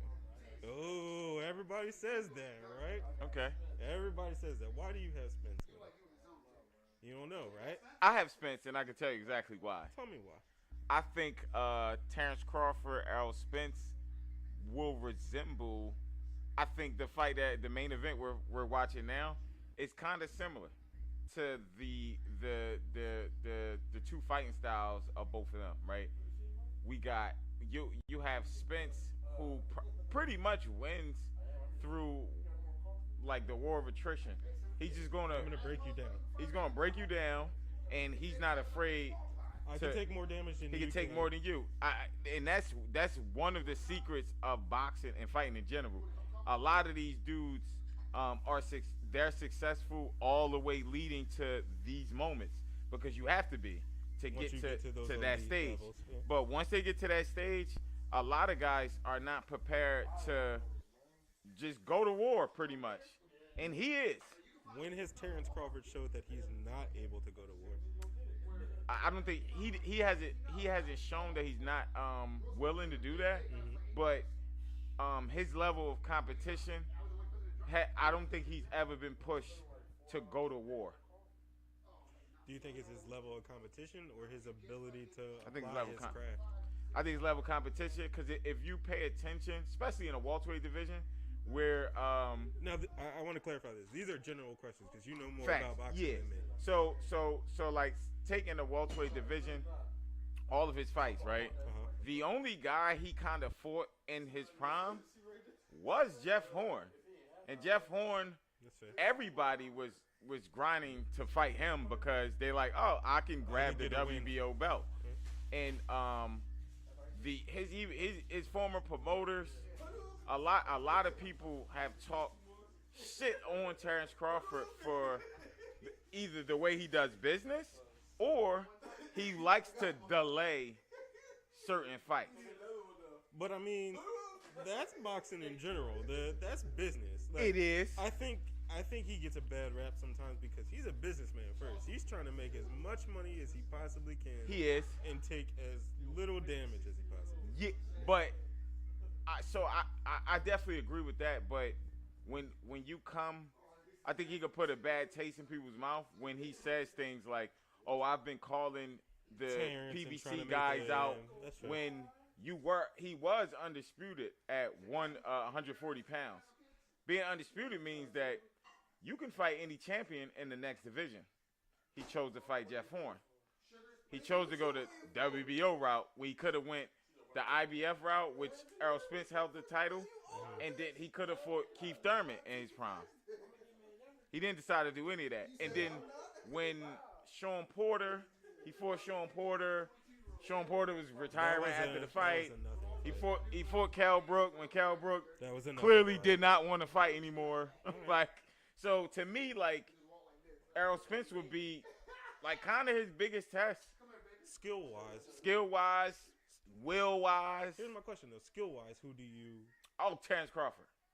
Terrence Crawford got a lot more tools in the bag, but apparently from the amateur days and people who watch Errol Spence coming up and all the amateur fights, that he hasn't showed his bag because they're saying that he never had to use the whole bag. Him walking people down, pretty much outwilling you, I could take it. They're saying that he has a whole nother style that he can fight in that no one has really brought it out in him. I've heard a lot of that comes down to like his dedication to boxing though, not like I can see that. because you see how he kind of lives and his lifestyle and all the things that he gets into. They say a lot of that affects the way that he fights as well. And apparently he's a gangster. I've heard things like I've heard Errol Spence is a heard gangster. things like that about Errol Spence. Yeah, I heard it was. I heard him in Texas is he has a name. Yes. Yes. Yeah. Ramblings of the Mo 3 incident. Yeah. Talk about what happens to Errol Spence's opponents after they fight him now. Yeah, that is a big thing. They don't fight for a while. They don't fight for They don't fight for a while. at least a year. He doesn't just hurt people. He breaks people's bodies. Like so even Danny Garcia was for Errol Spence, then fight again for 2 years. How much of that do you think though is down to the payday? No, because it's not like they fighting like they winning lotteries. I mean, he's the outside of Canelo. He is the cash cow. But he's probably gonna be your biggest payday. They say like in the interviews, they say my body needs to recover. Oh, not to interrupt our conversation, but I just want to say that Jorge Masvidal is walking out to what sounds like Scarface soundtrack. Let's make this quick note before we change gears. Yes. Eudanius Ugas did suffer a broken nose, a broken orbital bone, and a broken collarbone and broken ribs against Errol Spence Jr. He broke his everything. The fact that you broke a collarbone in boxing? With Someone fists. broke your collarbone with gloves on, bro. It's pretty wild. That's not. No, I mean, what was? They fight 10, right? Nah, 8. They fight with 8. They fight 10 after middleweight. So They fight with 8-ounce gloves. I don't know if y'all have worn 8-ounce gloves before, but I mean, not compared to I usually fight with like 16s or 12s. Not fight, but 16, but 12 like hit the sparring. bag 16s or 12s. but They're not UFC gloves. They're not UFC gloves, but as far as boxing goes, they don't get lighter than 8 8. is 8 or 10. You can feel your knuckles through 8s. You can feel your knuckles through 10s. It's a bunch of Miami dudes, professional dudes. I don't know, but he's big as fuck. That dude is humongous. Let me get the stats ready for y'all. 'Cause I know you care. If nobody else care. Yeah, they used 8-ounce gloves.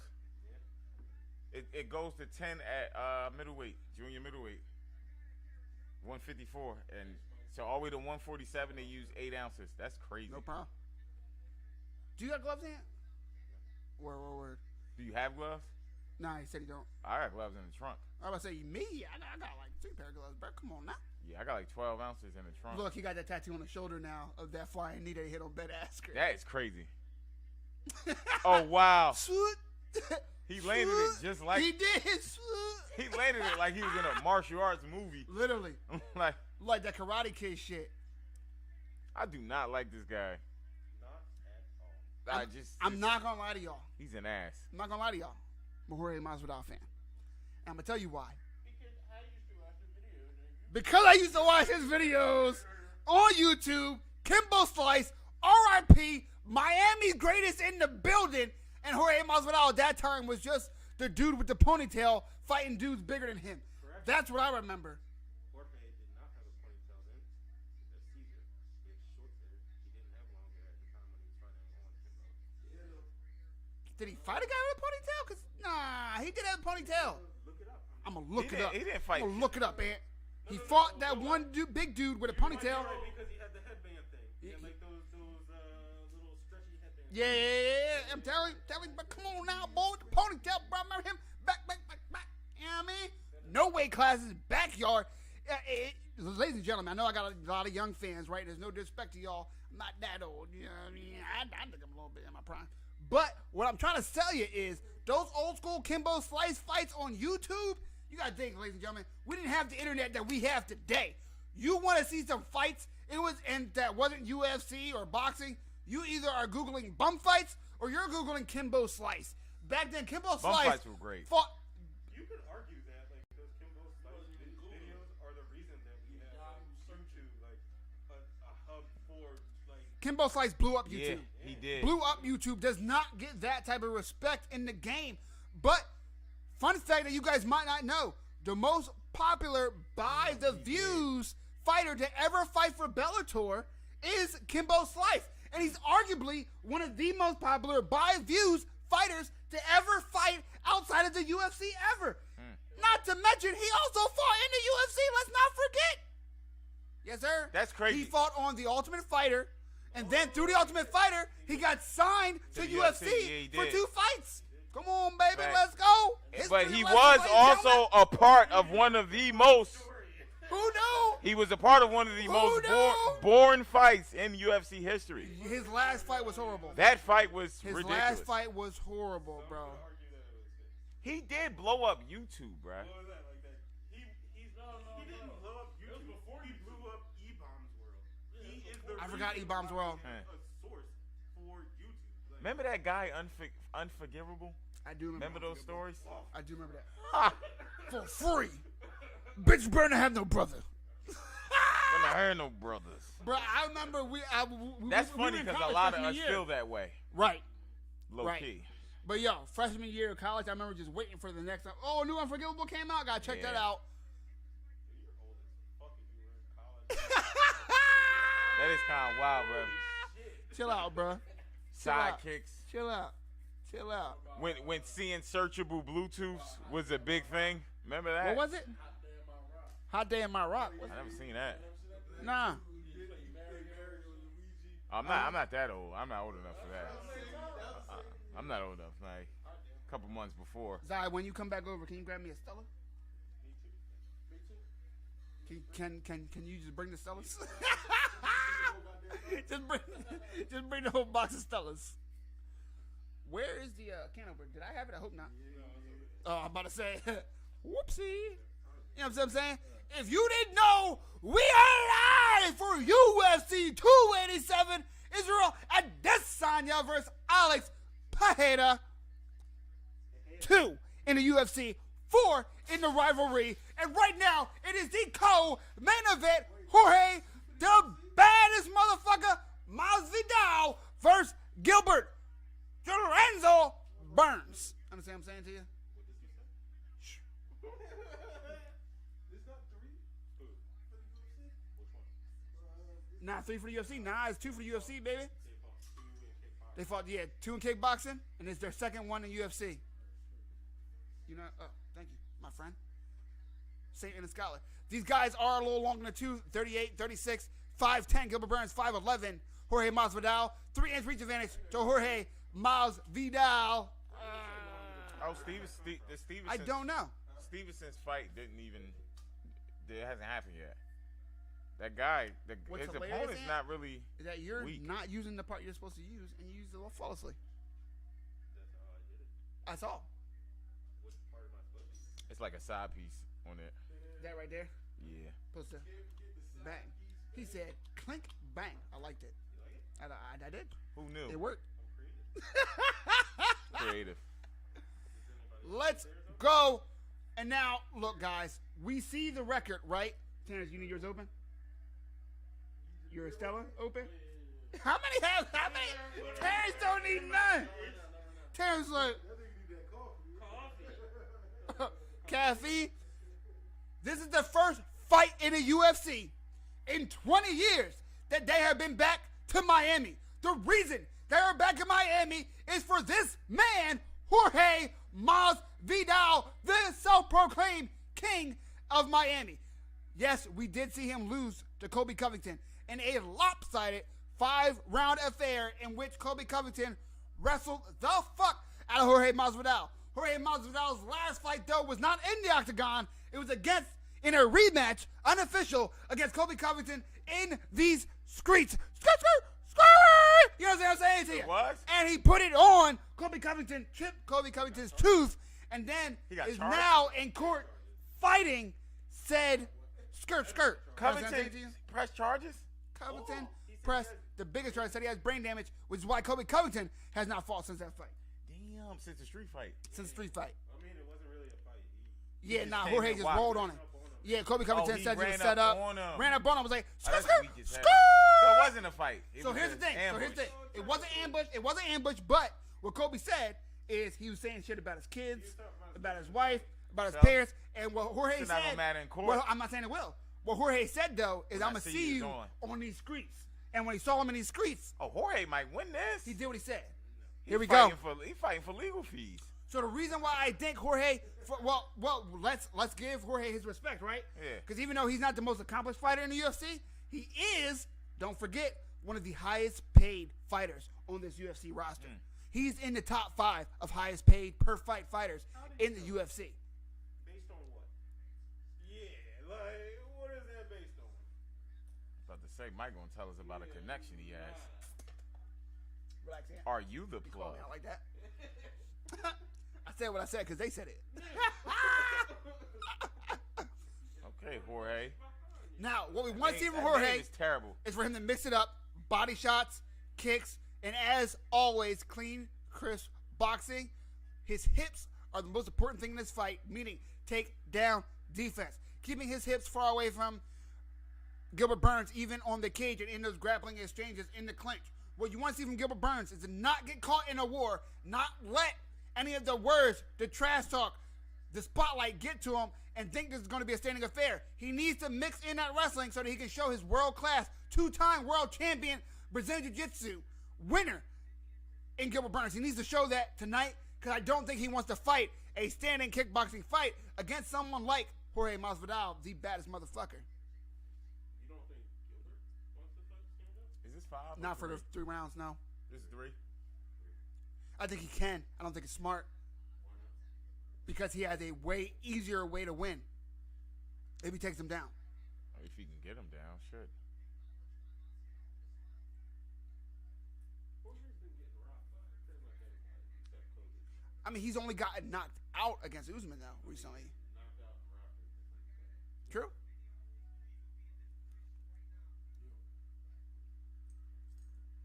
But don't forget, too, Gilbert Burns, not a big 170-pounder. Used to fight 155, as did Masvidal, to be fair.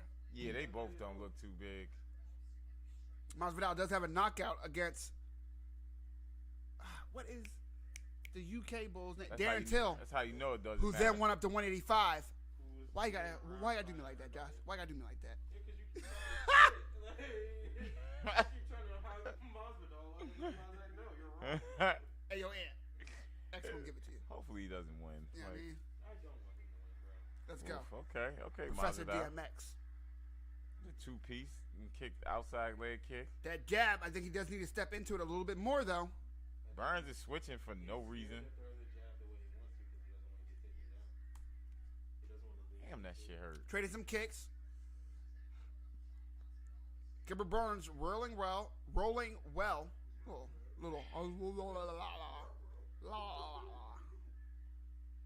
Do re mi fa la la ti.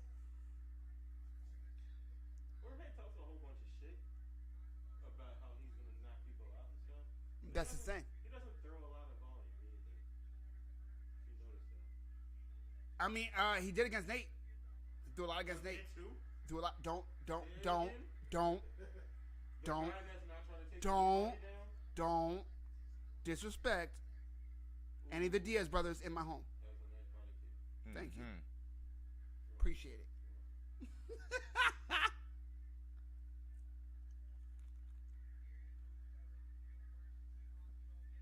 Stella, get your drink on. Damn. Nice That was body a kick good from body Jorge. kick. You could hear that. You could hear that impact. That was- Who that hurts more though when you hit like in the hip like that? Yeah. I mean, it depends on if you hit that bone. If you hit that bone, it's definitely gonna hurt your shit. 'Cause he didn't But- hit that high on Yeah. his side. Oh.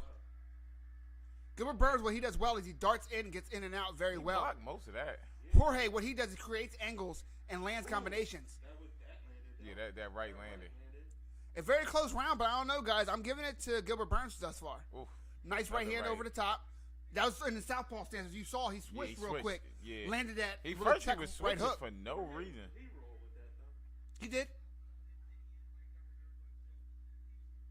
How knowledgeable can you trust the judges to be? Oh, nice right hand from Gilbert Burns. Yeah, you know, yeah, That's a nice jab though. Jorge felt that. definitely. 10 seconds left. Take him. Gilbert him Burns down, now take him going for down, the take him first down, takedown. yes. And gets it pretty easily into side control. That's not a good sign.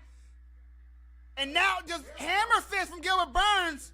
Oh my God! Bring that Strikes energy. from the bottom for I Jorge. need that energy next round. Jorge looks excited, but what I don't like from Jorge this week is talking about if he loses, he's retiring. He's not sure if he has much left after this fight, etc., etc. Bringing his kids to the weigh-in, a big difference than what we've seen before. The badass becoming the dad. I'm not sure I like that term. Or being on your back and just throwing both fists up like that. You don't like seeing people throwing with both arms while being on their back. You're 100% right about that one, Ant. Can't argue with you on that, brother.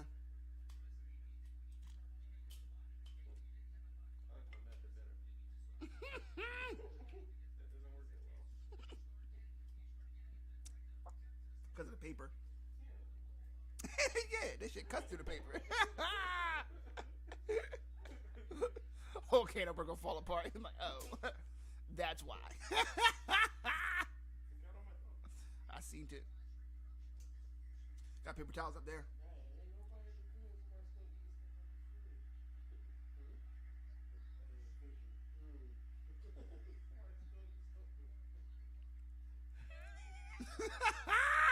There you go. Round 2, Burns, Masvidal, 5 versus 11. What's crazy is that number 11, Masvidal, can be one fight or no fights away from a title shot with a win today. Was that a slip or? I think that was a slip. But no, Take him take down, down take early him this down. round.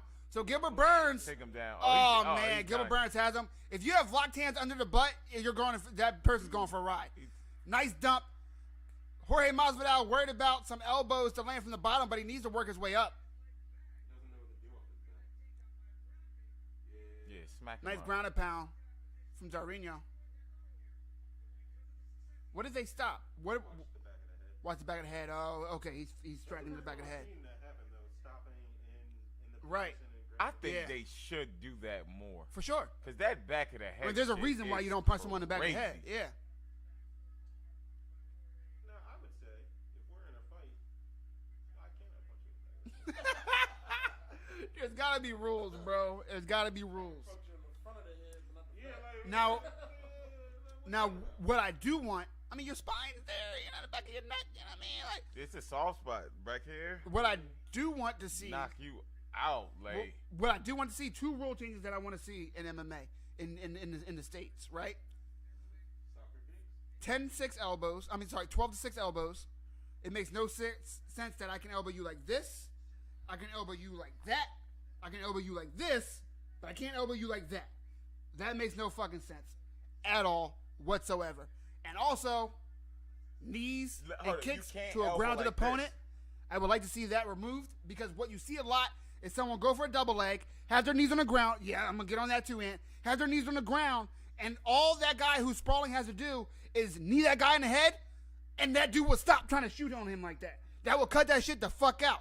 Also, people will put 2 hands on the ground to be technically a grounded opponent to not get kicked or kneed in the head. Guess what? If they could get kneed in the fucking face, they would be trying to get into an advantageous position. One hand now? There you go. So, being a grounded opponent, it just doesn't make sense that you can't then get kicked or kneed in the face to me in this type of fight. If you're getting kicked in the face, elbowed in the face while you're on the ground, I mean, I get why it's illegal, but when you come down to it, it's mixed martial arts. That is a martial art. You're using your tools in a position to find advantage. I don't understand by that logic why it's illegal. I think it's illegal because you've seen people get fucked up. I mean, you've seen one of the greatest DJ. I'm not saying it should be. I'm saying it shouldn't be. But you've seen Demetrius Johnson get kneed the fuck because he thought he was in a position where in the UFC he would not get kneed, but in one championship he got kneed to hell and got knocked out. I think it's a little vicious for some people to see, but logically it should 100% be illegal strikes. That's why I get the 12 to 6. Why that's banned? Mhm. Because, bruh, the injuries you'll see if they allow those elbows. I mean, will there be more injuries? I don't know. Because if I you're don't on know. top and you throw that and land with the gravity, I mean, have you seen people with gravity land these? Like, you know what I mean? Like but it's like That's like a hook. horizontal though. But if you here with it, boom. So, a little Gonna fun split fact. the fuck out of something. I hear you. Fun fact, history lesson for you guys. The reason why those strikes are illegal, when they were creating the rules and getting the structure, the fighting commission saw some competition with his bunch of martial artists breaking ice blocks with 12 to 6 elbows.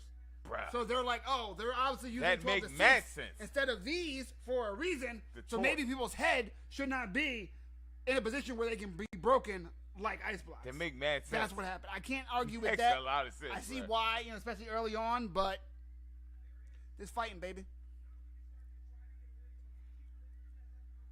Jorge Masvidal trying some knees to the body, but there's no popping those. You got to hope if you're in Jorge Masvidal's corner that he's not already tired. If so, He doesn't look that in good shape. I said before this fight, if Gilbert Burns mixes in grappling, he wins this fight. What is he doing? He's mixing in grappling. What else is he doing? Winning this fight. It's 25 seconds away from him being 2-0. Unless Masvidal can hurt Burns in the next 20 seconds, this round is Burns's. Oh, Both men land him right again. hands. Like Burns got the better of that exchange, though. definitely did.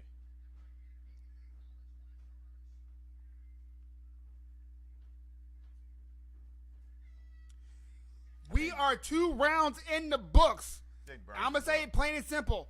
If Masvidal wants to win this fight, he needs to Yeah. let go of those hands and defend the takedown. He was talking about after that fight with Kobe Covington that he needed to concentrate only on wrestling. If that's what he's been doing, it has not been enough. You're not sure at nearly 40 years old that there's enough training in the world that can get you ready to defend these high-level takedowns. And let's face it, 170 has always been a division that's littered with world-class grappling and wrestling.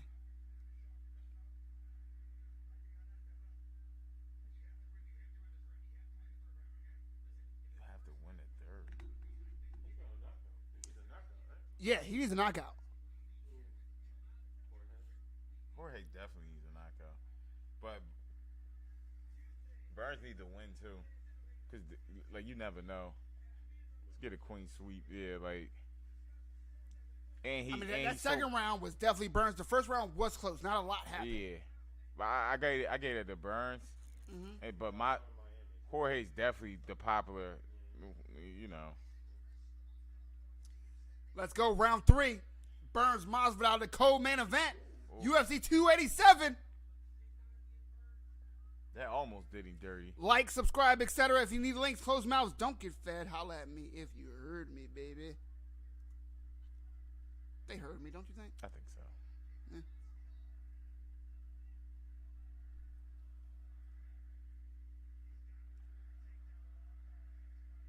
Joe Rogan says it Oh. best. He's got to avoid the takedown. Masvidal does. Shout out to the young lady that did the cornrows of one Jorge Masvidal. Them shits is crispy. They really are. Was not. She was Spanish. Mm-hmm. Yes, I did. She did her thing, though.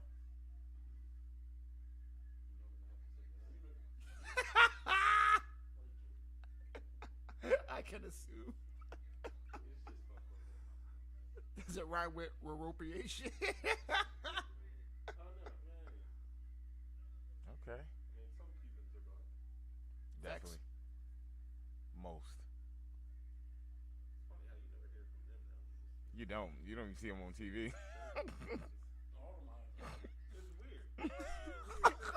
It's weird. You don't even know Nice they body exist. kick from Masvidal. Nice leg kick. Masvidal's turning it up. So early on, what did I say? That he had Ooh, missing the he kick rocked and he him. hasn't. He got rocked.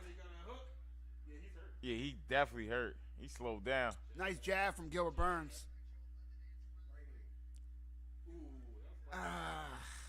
Oh. Look at that. Oh. Oh, nice right cross. Lead cross, my favorite punch in MMA. Go. He needs to go. Yeah, bro. That come on was a bluff. That was a bluff. Nice leg kick from Jorge. Oof. Did that check left Yeah, hook that land? definitely hit him right on the nose. That hurt.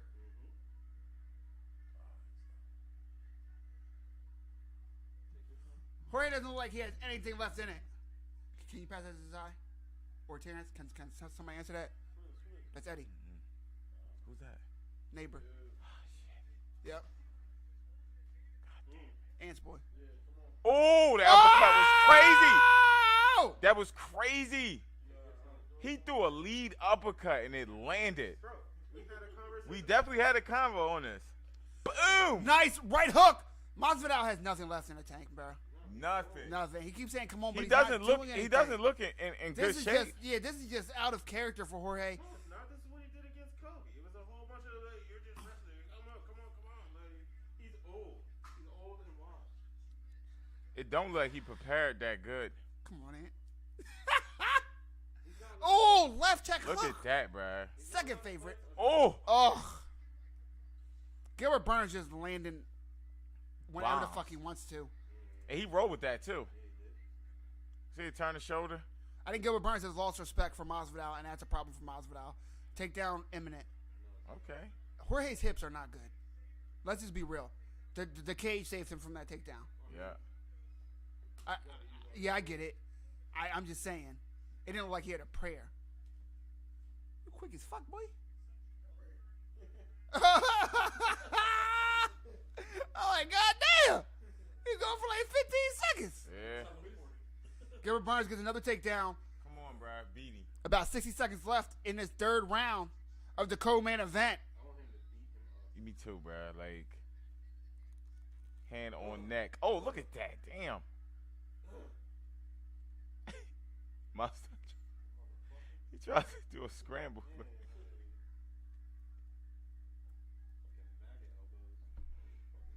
Shut up. Why you gotta be that guy? About 30 seconds left. Ear.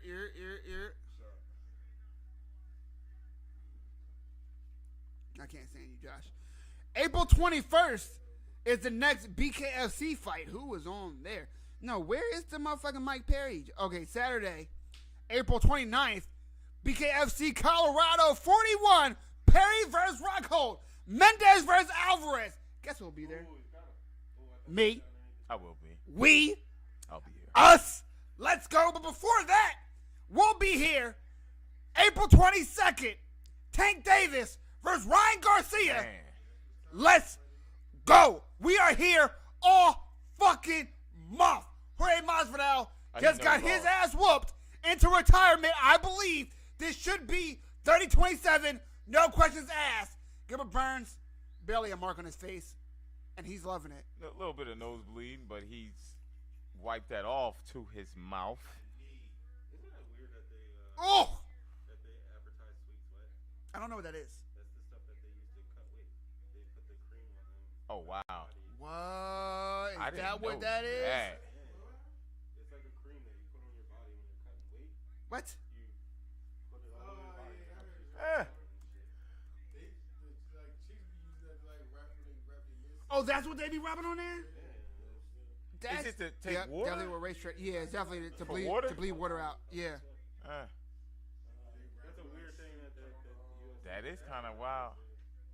Who are they advertising to is the question. The girls that rub it around their stomachs. the girls that rub it on the stomach are not watching this. That's They what I'm might be. saying. Yeah, that's Yeah, definitely what it's man. for, though. Ah, fuck, bro. IG models, shit like that. I Is that what Ronnie Coleman puts on? don't know, man. The Ooh, you said who? yeah, the Ronnie ex Coleman? body. Yeah, this dude. Whew. What's up, bro? One of the most crazy bodybuilders ever, dog. Well, the With best. strongman competition, He's the dude. best Like, ever. motherfucker, Yeah. huge, Best ever. huge black Yeah. dude, dog. But now he all fucked up. He fucked up. He's all fucked. Bro, his he whole trained so body- hard, he his fucked whole his body body's up, fucked like- up. 100%. His disc is all Unless you're Arnold fused and Schwarzenegger. fucking. Arnold Schwarzenegger's still looking like he living his best fucking life. Bruh, he's still working You out. could clear out one of Arnold? those chairs if you want, Eddie. Yeah. Yeah, him. Yeah, him and the dude Franco Colombo. Just like sit the bag down. If you and- see them, Franco Colombo's old as shit. How old nah, he passed. He I was gonna say, like, there's yeah, no way. but they're like the same age. He's old as fuck. Nah, him and Arnold are like around the same age. But when they got it's a documentary out, Pumping Iron, like where they'll show like the evolution of gyms and all that. Where we see the standard gym, that used to be like in a dungeon somewhere. But they have like footage of Franco like moving a car. One second, real picking quick. it up. Let's hear what Gilbert. Hold on, one second. I just want to hear what Gilbert Burns has to say.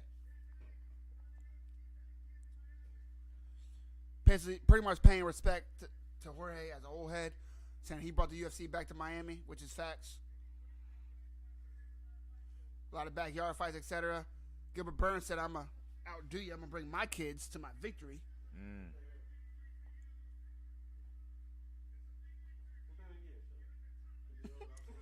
Right, his kids all got the little Jufros. They got gold chains. No? No. Is that a thing? Yeah, you might get. I'm not. Just do it now. Just do it now, Mike. Just do it now. I'm looking out for you. You should apologize. I'm sorry. You have no idea how many alternate responses came through my head, bro. In those 5 seconds, I would do all types of speeches, bro. Then I was like, you know what? You know? Probably not. Couple You know? of them watching right now. I've got so many jokes. Okay, cool. We are live for UFC 287. Alex Pereira versus Israel Adesanya.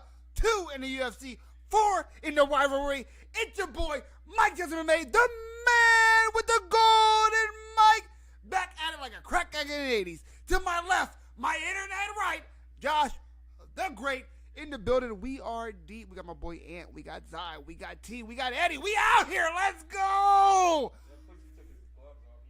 Let's listen to Jorge Masvidal retire.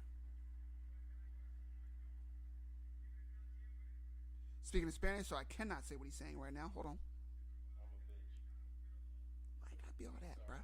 Why gotta be all that? I mean, he did run up on somebody like weak as hell. Yeah, but he ran up on a bitch. It's like, nah. He did run up on a bitch. There was a bitch fight. 2 bitches fighting. That guy's a bitch too. He look like a bitch. Masvidal said he doesn't feel it no more. Oh, you can tell in this fight. It's been 20 years. I get it. He's 38.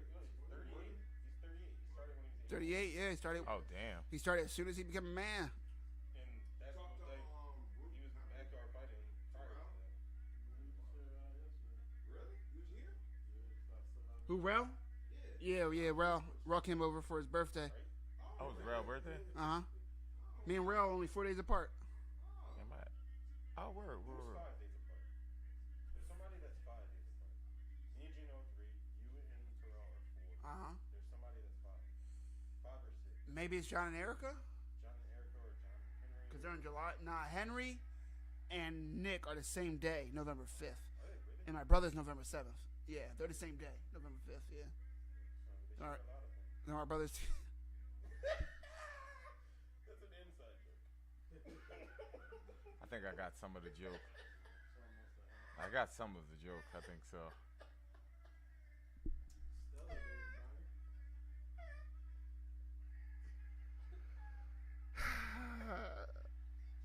UFC 287. Israel Adesanya Pereira. It's your boy Mike Jessamine, the man with the golden mic. Just in case you didn't hear me last time, if you're digging what I'm doing, like, subscribe, etc. We just witnessed Jorge Masvidal, one of the most exciting fighters to ever grace the octagon, retire, lay the gloves down again. Had a great contract. If I'm him, I'm fighting that contract out, baby. He getting too much monies to be just putting down the wayside. But hey, I get it. Hopefully he made all the money he fucking That's can. his girl? No, that's his daughter.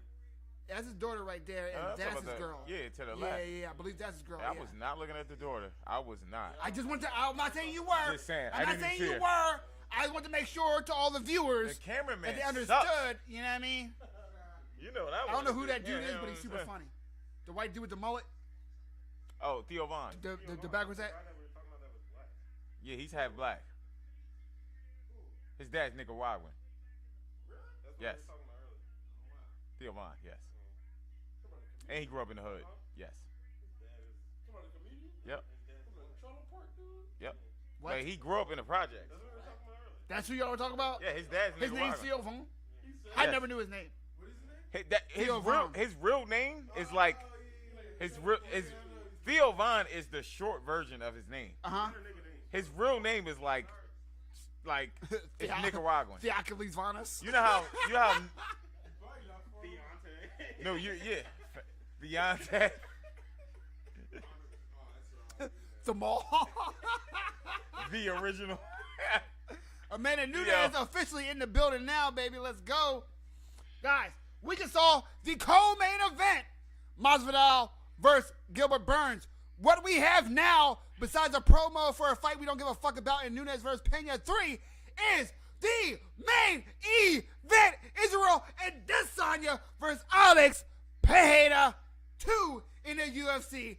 4 in the rivalry. Let's fucking go. I'm excited. If you can't tell. I'm just trying to pronounce it how he said. And I'm just trying to give him the respect that he... I'm sorry? Have I seen his whole name? Is he? It's different? He's African. He's Nigerian. That's fair. So he's got like 5 names? Okay, yeah, no, I did Oh, not know Israel? that. Yeah. Did not know that. Izzy always looks composed. Alex Pereira always looks angry. So I don't know what to take from either looks of them in the locker. But I am excited. Josh, tell me, what do you want to see different in this fight than you saw from the last? I want to see Izzy finishes the opportunities he has when he has Pereira hurt. I mean, it was unfortunate the first fight that it was in like the closing seconds of the round. Hopefully he can get something like that going. Talking about that first round where he had him rocked? Yeah, he had him rocked. But other than that, I think they both know each other's strengths, so I think it's going to play out the same. We'll just see who's the better man tonight, because it's really not a rivalry. It's like the fourth fight of domination by Alex. Domination by who, though? He's got 3 wins. He's got 3 wins, but not domination. He's got 3 wins. That sounds like domination to me, you know. You don't think he realizes within all 3 of those wins he was losing? No. Until he made one punch. I don't think so, because I think his game isn't to win by outlanding.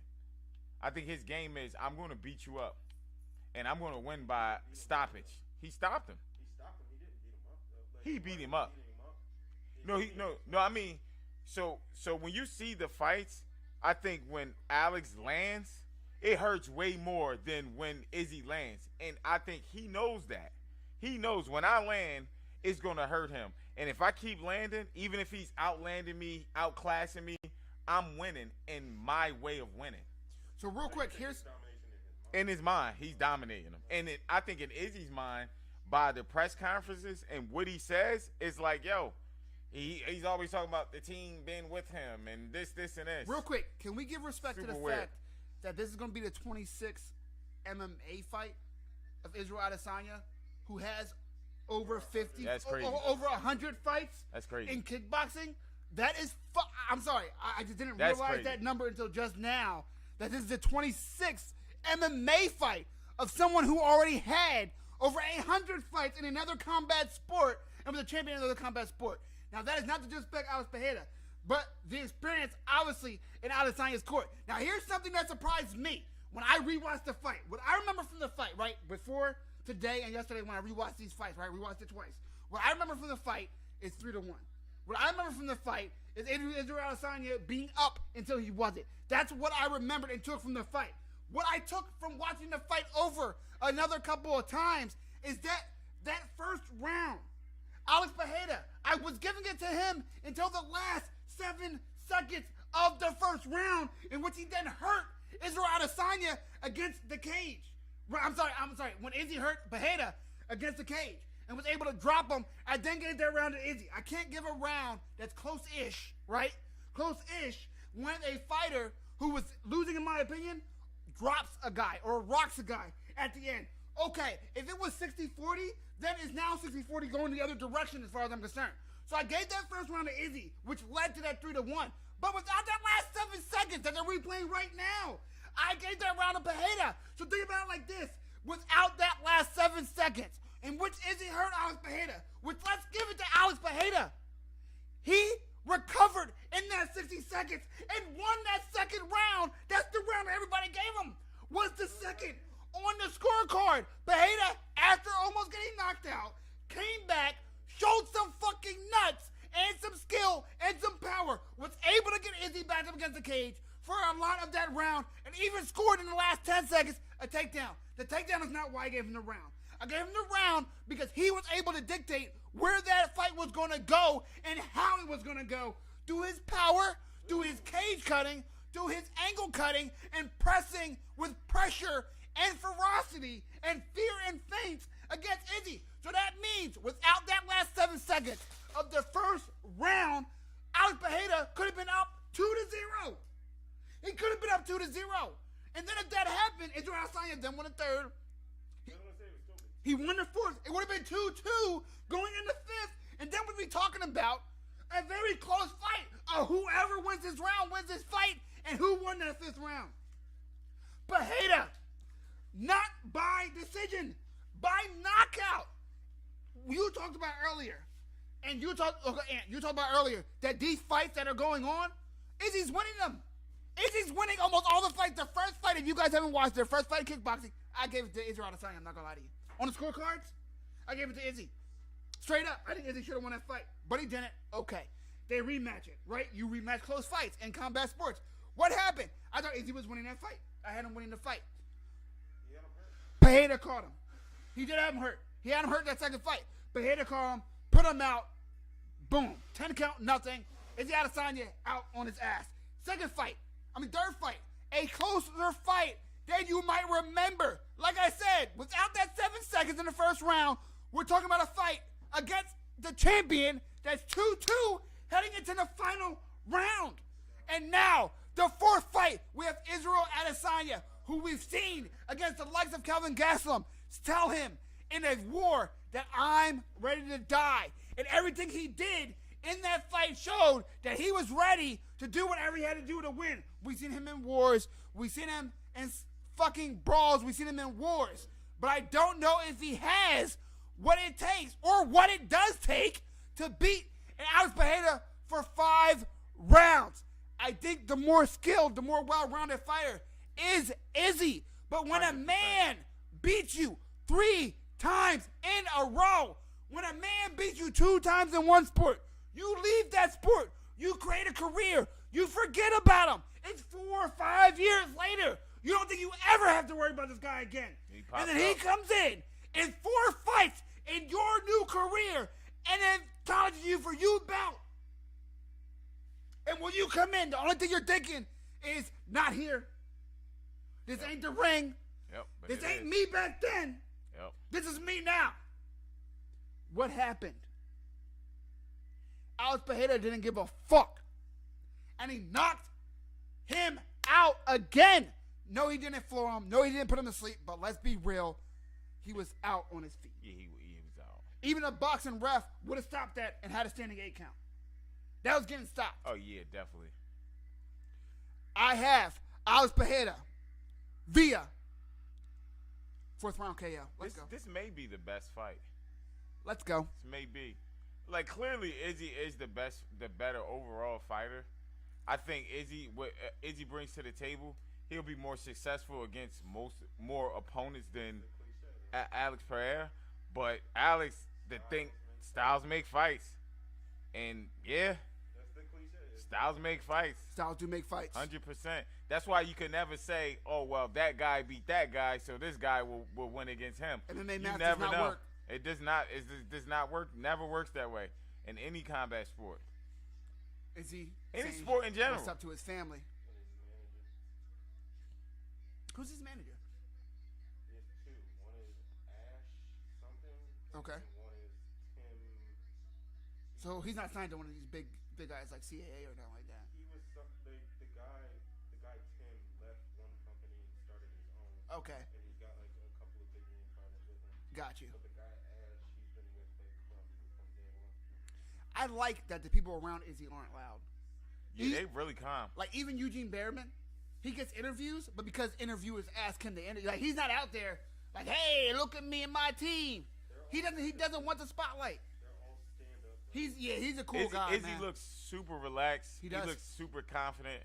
I don't see any doubt in his body language right now. I don't see any doubt. His demeanor says champion. Definitely does. His nature though. I don't think. Yeah. Like literally, how he came out after the loss in that fur, I don't think that's him. amazing. And I think that stems from, I mean, he talks about his childhood, right? I think it stems from him just having a confidence of the things that I think I can't do are things that I can. Like, I think he's proven himself wrong so many times that he doesn't have that nervousness. Also, I mean, culturally, Nigerians are people that don't lack confidence. This is very true. That's a fact. Like literally the whole country. That's like, a fact. They're not people that lack confidence. It's like going, them Stella's hitting him. Look at him. He's struggling. I seen you fall in that other dimension. Yeah, it came back real quick. Oh my he God. didn't say no. He just like, Wait a minute, the fight. Oh. Oh my God, the fight. I'm awake. If you're falling asleep, wake the fuck up. It's UFC 287. 287. We are live. It's your boy Mike Johnson, the man with the golden mic. Back at it like a crack addict in the 80s. If That you looks didn't so know, that means I'm back. You understand what I'm saying to you? Instead of like have walkout music and all the lights and stuff, I want somebody to just have like black That would be spotlight. in the spotlight. Just yeah, That'd be cool. that'd be super dope. No like, music? That would be dope, bro. If someone comes out to no Bruh, music. it would be so unorthodox. Like your opponent, it has to have an effect on your opponent. I'd be like, yo, he really did this. Matthew Rogers says this is way better than pay-per-view. Thanks, guys. Thank you, Matthew Rogers, for supporting my motherfucking channel. Like, subscribe, etc. So you don't miss out on all this goddamn greatness. You know what I mean? It's me. It's the Fro. It's the Golden Mike. It's this guy. It's that guy. It's the camera, baby. It's you, me, and Magic. Let's It's go. this hoodie. I would be scared to fight him. Bruh, look at him, bruh. He looks dead serious.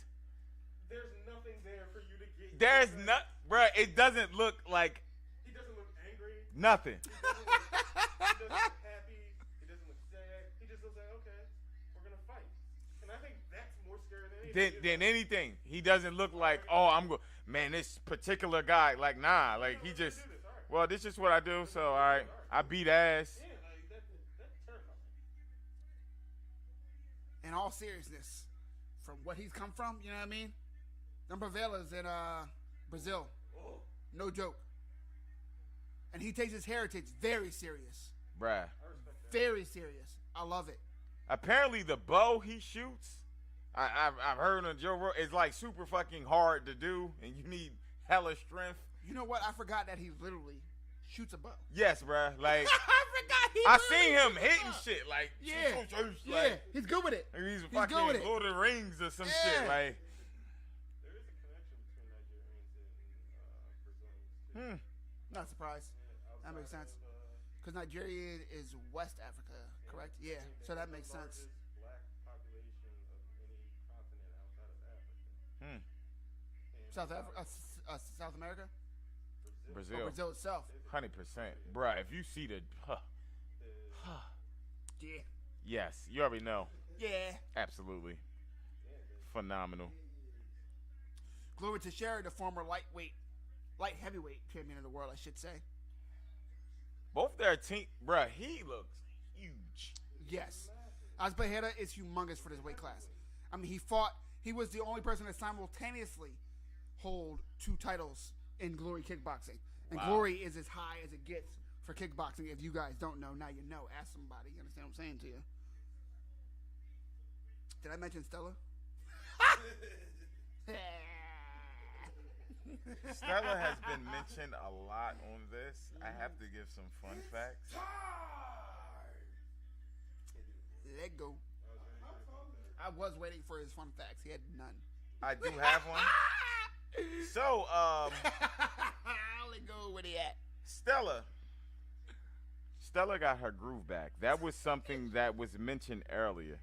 Now, that title is very misleading because Angela Bassett never needed to get her groove back. If you see her right Yo, dumb now, as facts. she is Dumb born as as hell. Facts. Born as hell, bro. She like 110. It don't and make that no shit sense. Look crazy, It bro. don't make no sense, bruh.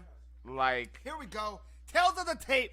$35 per head, 33 for Izzy Adesanya, both 6'4", both weighed in at 185, pretty much 184.5 for the challenger, Izzy Adesanya. 79-inch reach versus 80-inch reach. There's not a lot difference from them, from stature, from the measurements, but if you look at them, You can see Alex Pereira is the bigger man. He is the one that cuts more weight. He has denser it's just bones. a fact. Just a fact. Something like something's going on. Like, Is it? I don't know. I don't think you're allowed to say that. I think if you said Izzy had denser bones, it'd be racist. You know what I mean? that's true.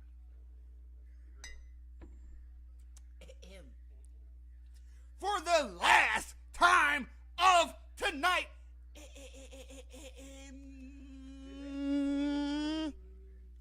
we are live for UFC 287.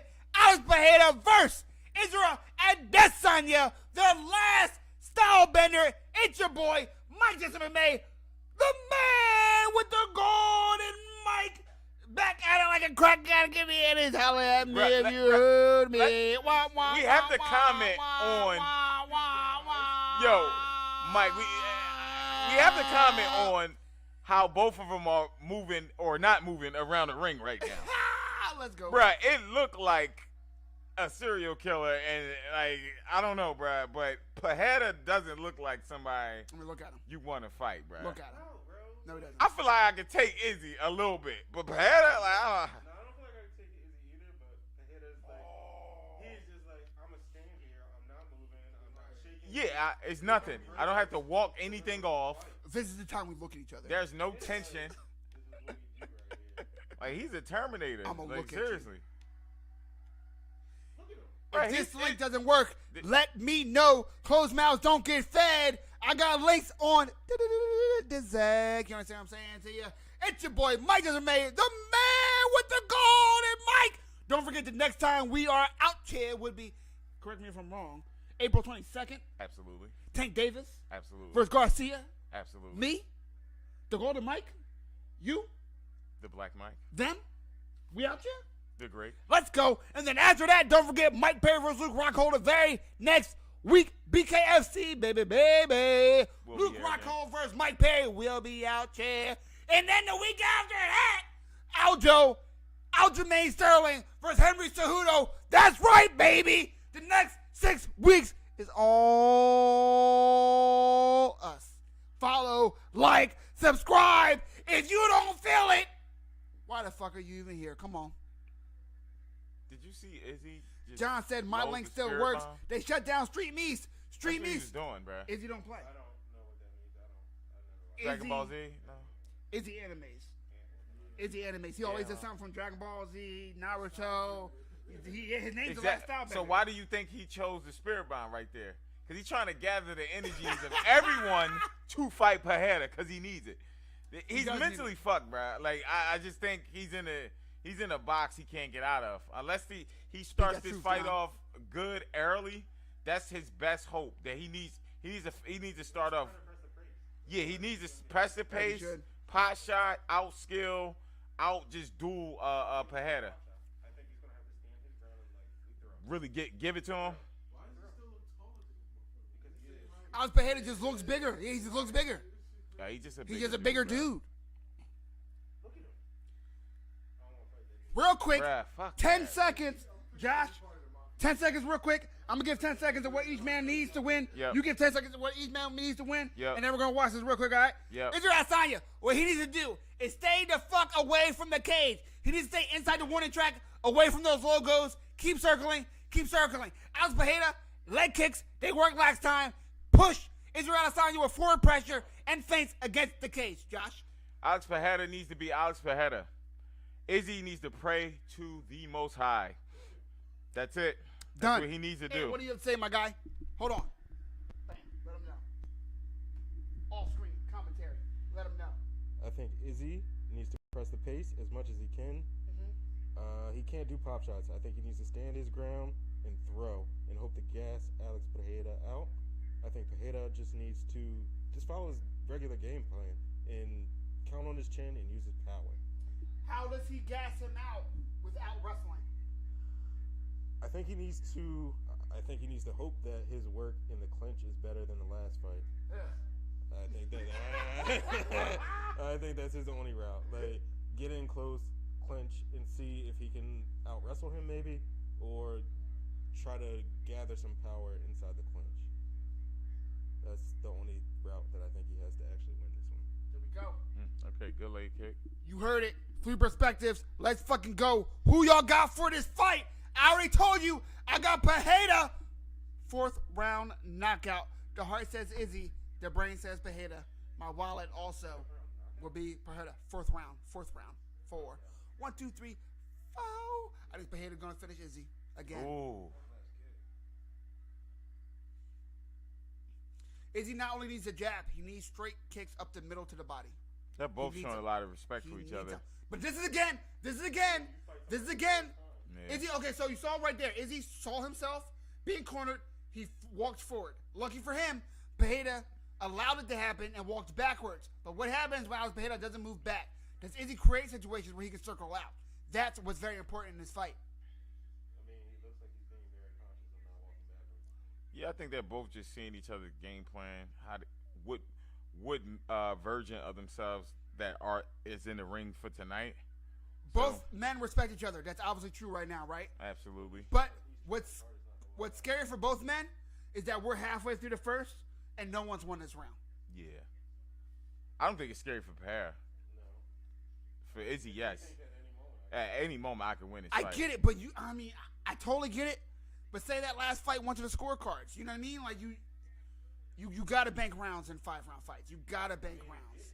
I know it didn't. I know. moment I can win a fight. I know. And none of their fights, one of their fights. I know. It's just hard.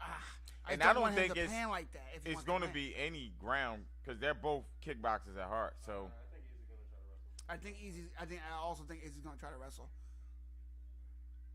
Will he be successful at it? I don't know. Because you got Pereira bigger, stronger, and training with Glover to share. You can see Pereira is kind of respecting Izzy's power. a little Mhm. bit, though. They're both respecting each other. They're both just going in, going out, circling each other, circle. We're gonna stand in the middle of the octagon. Let's touch. They're both trying to get each other's timing. Nice combination from Izzy, the former don't champ, the think he challenger landed. tonight. I don't think he landed. One of them landed. I think Maybe. the initial right landed. I don't know how much. Oof, good. Jab to good the body, followed by a leg kick from Pereira, the champ. And that it sounded like it hurt. That low kick. Oof, that hurt. Leg kick from Izzy. There we go. I think one of the things that he seems to be doing is anything that Pereira lands, he's trying to return it right away. Nice body kick from Adesanya. Again, if you need links, closed mouths don't get fed. The link I'm posting, I'll keep posting the same one because that shit is working and it's crispy, baby. But if you need another one, holla at me if you need me. Mike Jesse care if nobody else care. Like, subscribe, etc., etc. Him, her, bodies. I like how he set it up. I finished season 5. I'm waiting for season 6 to finish. Snowfall is fire. I just started watching that like a couple weeks ago. Actually, like a week and a half ago. Does that come on? Start watching what? Yellowstone? Yeah, I heard. Where's that come on? Snowfall. Snowfall comes on Hulu. It airs on FX, but it comes on Hulu. Oh, word. I think I get that for free. Hulu. Sprint customers. What? Transition to T-Mobile. What? Mm-hmm. There we go. Is he now not allowing himself to stay against the cage? But I wouldn't know how to score this round if you paid me $1 million. You know, you paid me $1 million. I'm just scoring for whoever the fuck I feel like it. But I wouldn't be able to do well. I mean, maybe I would give Izzy, it. I guess. I felt like he was more active. Like, I don't know if he was more active, but he was walking forward more around there. Let's peep the stats. I felt like he was more. It felt like he was more active. Numbers don't lie, right? Those low kicks, though. Yeah. He was landing a lot of those. They didn't look like they were causing a lot of damage, but he landed. And he threw him. Yeah. But Izzy seemed to be moving forward more. All right, round 1. 10 strikes landed. No, this. 10 strikes landed from Izzy. 21, according to CompuBox, from Pereira. What? Those low kicks. Yeah, true. I'm not going to lie. Does it break it down? By That- the stats, 21? it breaks it down To by 10? significant strikes. All 21 and 10 were all significant strikes. it says. 11 more? He threw a lot of those low kicks. 11 more? According to the numbers, And because I said no one really won that round to me, to double the output on landing strikes, and neither of them did damage, I give it to Pereira. I'm going to say 1-0 Pereira. Does it break down like what the strikes actually were? No. They used to. Yeah, they used to. UFC changed their stats, and I don't know why, but it's garbage now. They used to show like body, you know what I mean? Where it's landing.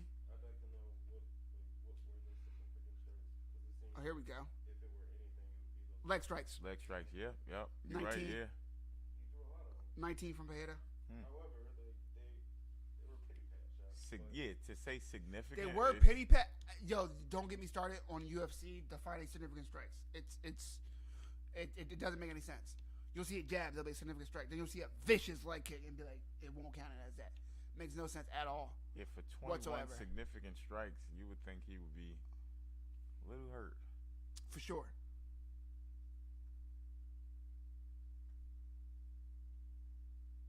I know.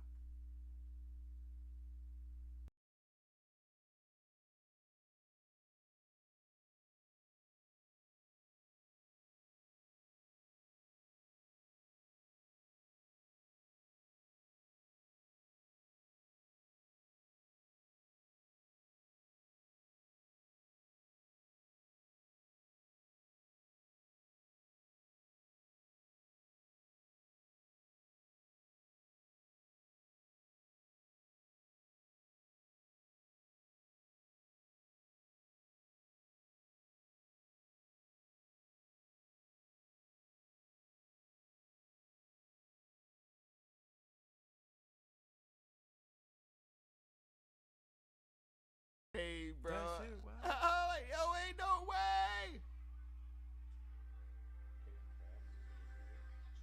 No, I'm good. I don't know how. Oh, good punch. 3 minutes left in the second round. Now I got it right here. I'm all good. That's why I keep it up here too. Now that I think about it, that's probably why you don't be thinking that I have breaks. Because when it fucks up on this, I put it on here. So I keep watching. Izzy is he's getting active. He is. What time are you on? Nice feints, 242. Nice body kick from Izzy. That's what you want to see from the former champion. He's still throwing Those leg kicks, he's throwing them a lot. Yeah. You think he's trying to set up the to the top? high kick. Yeah.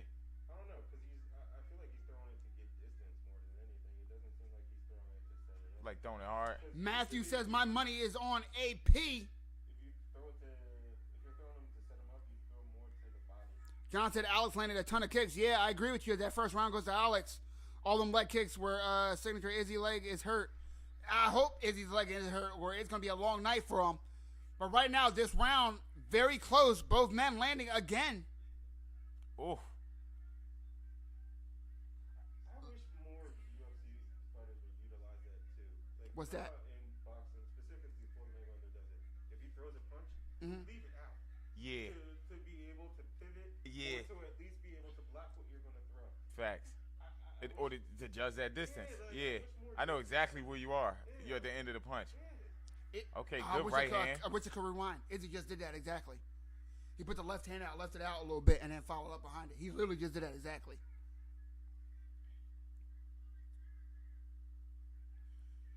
Izzy still moving well, but once again, Pereira. Pereira landed a nice little. I don't know. He I landed think a he left landed hand. left, yeah. Pereira was talking a lot, dude. That leg kick hurt. Oh, that leg shit. kick hurt Izzy. Come on, Izzy. Oh man. Nice body kick from Izzy, but you can tell Oh, when Alex Pereira lands Oh, is different. man. He has him Oh, against the man. cage. Oh! Izzy has Pereira.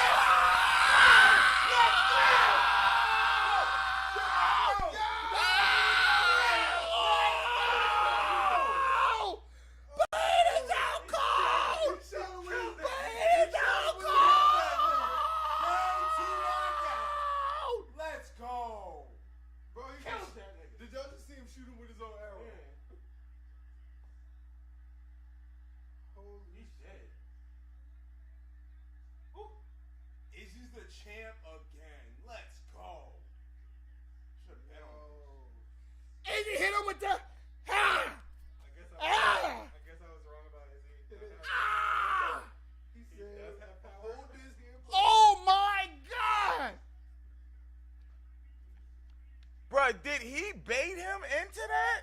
No, I can't.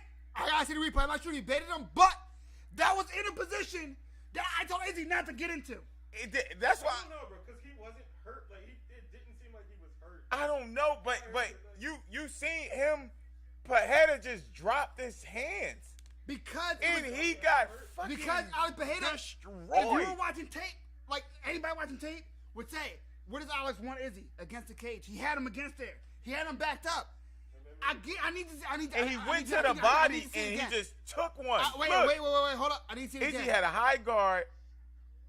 Okay, now he's in the danger zone, right? Right? He's against the cage. Throw up the high guard. Leg kick. We thought he hurt. He's no active. Alex Pereira letting go, and then left hand, Boom. right hand, again, left hand, right hand. That was the kill. Wait, watch. Look, his hands are so down, Watch bruh. his jab. Watch jab. Boom! Jab bent, and the jab was just a place finder. Boom! And again, those right hands. Boom! The left hand was only to gauge the distance. Right hand, right over the top, because he knew where he was, and he knew that Alex Pereira wasn't moving back, because Alex Pereira had so much success against the cage, pushing up against him. He knew against the cage, Alex Pereira was not going to be moving backwards. That wasn't a detriment. Vicious. Shout out to Izzy. Shout out to his team. Shout out to his coaching and his game plan. Yeah. Let's go. Hold on, is that Pereira's team? Yeah. He That's dapping dope. up. That's respect. Dapping up Pereira's team. That's Say, respect, good bro. try. That's a class act See right you there. next time. There will be another. There will be another. You gotta run that back. You have to. You have to run it back again. You're running it back. It's happening. That guy he's dressed like the Hitman.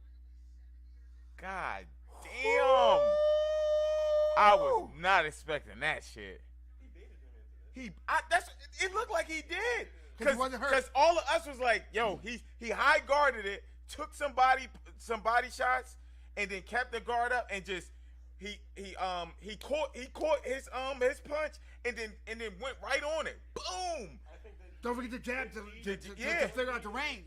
kinda like Yeah. threw a little bit, but he still had his guard up, and he said, "All right, I'm gonna throw." I can't wait to see that replay 5 more times. Because what happened is Adesanya covered up, block. He beat him with Jab. boxing, bruh. Knew he was there. Knew because they were against the cage, he wasn't moving back. Wham! Boom. Right hand over the top. Jab again to make sure he was still there. Right hand over the top. Beautiful. That was beautiful.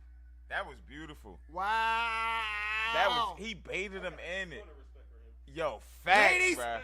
and gentlemen, officially for the Facts. last time of the night, we were live for UFC 287. Israel Adesanya, the last style bender, the champion again against Alex Pereira. Wow. What a night. What a What card. a fight. Mike MMA, the man with the golden mic. Josh, the great, back at it. We're about to listen to Izzy. I'm losing my voice. Thank you. I love you. Join us again. Tank Davis, Garcia. We're going to be out here. April 22nd. See you then, baby.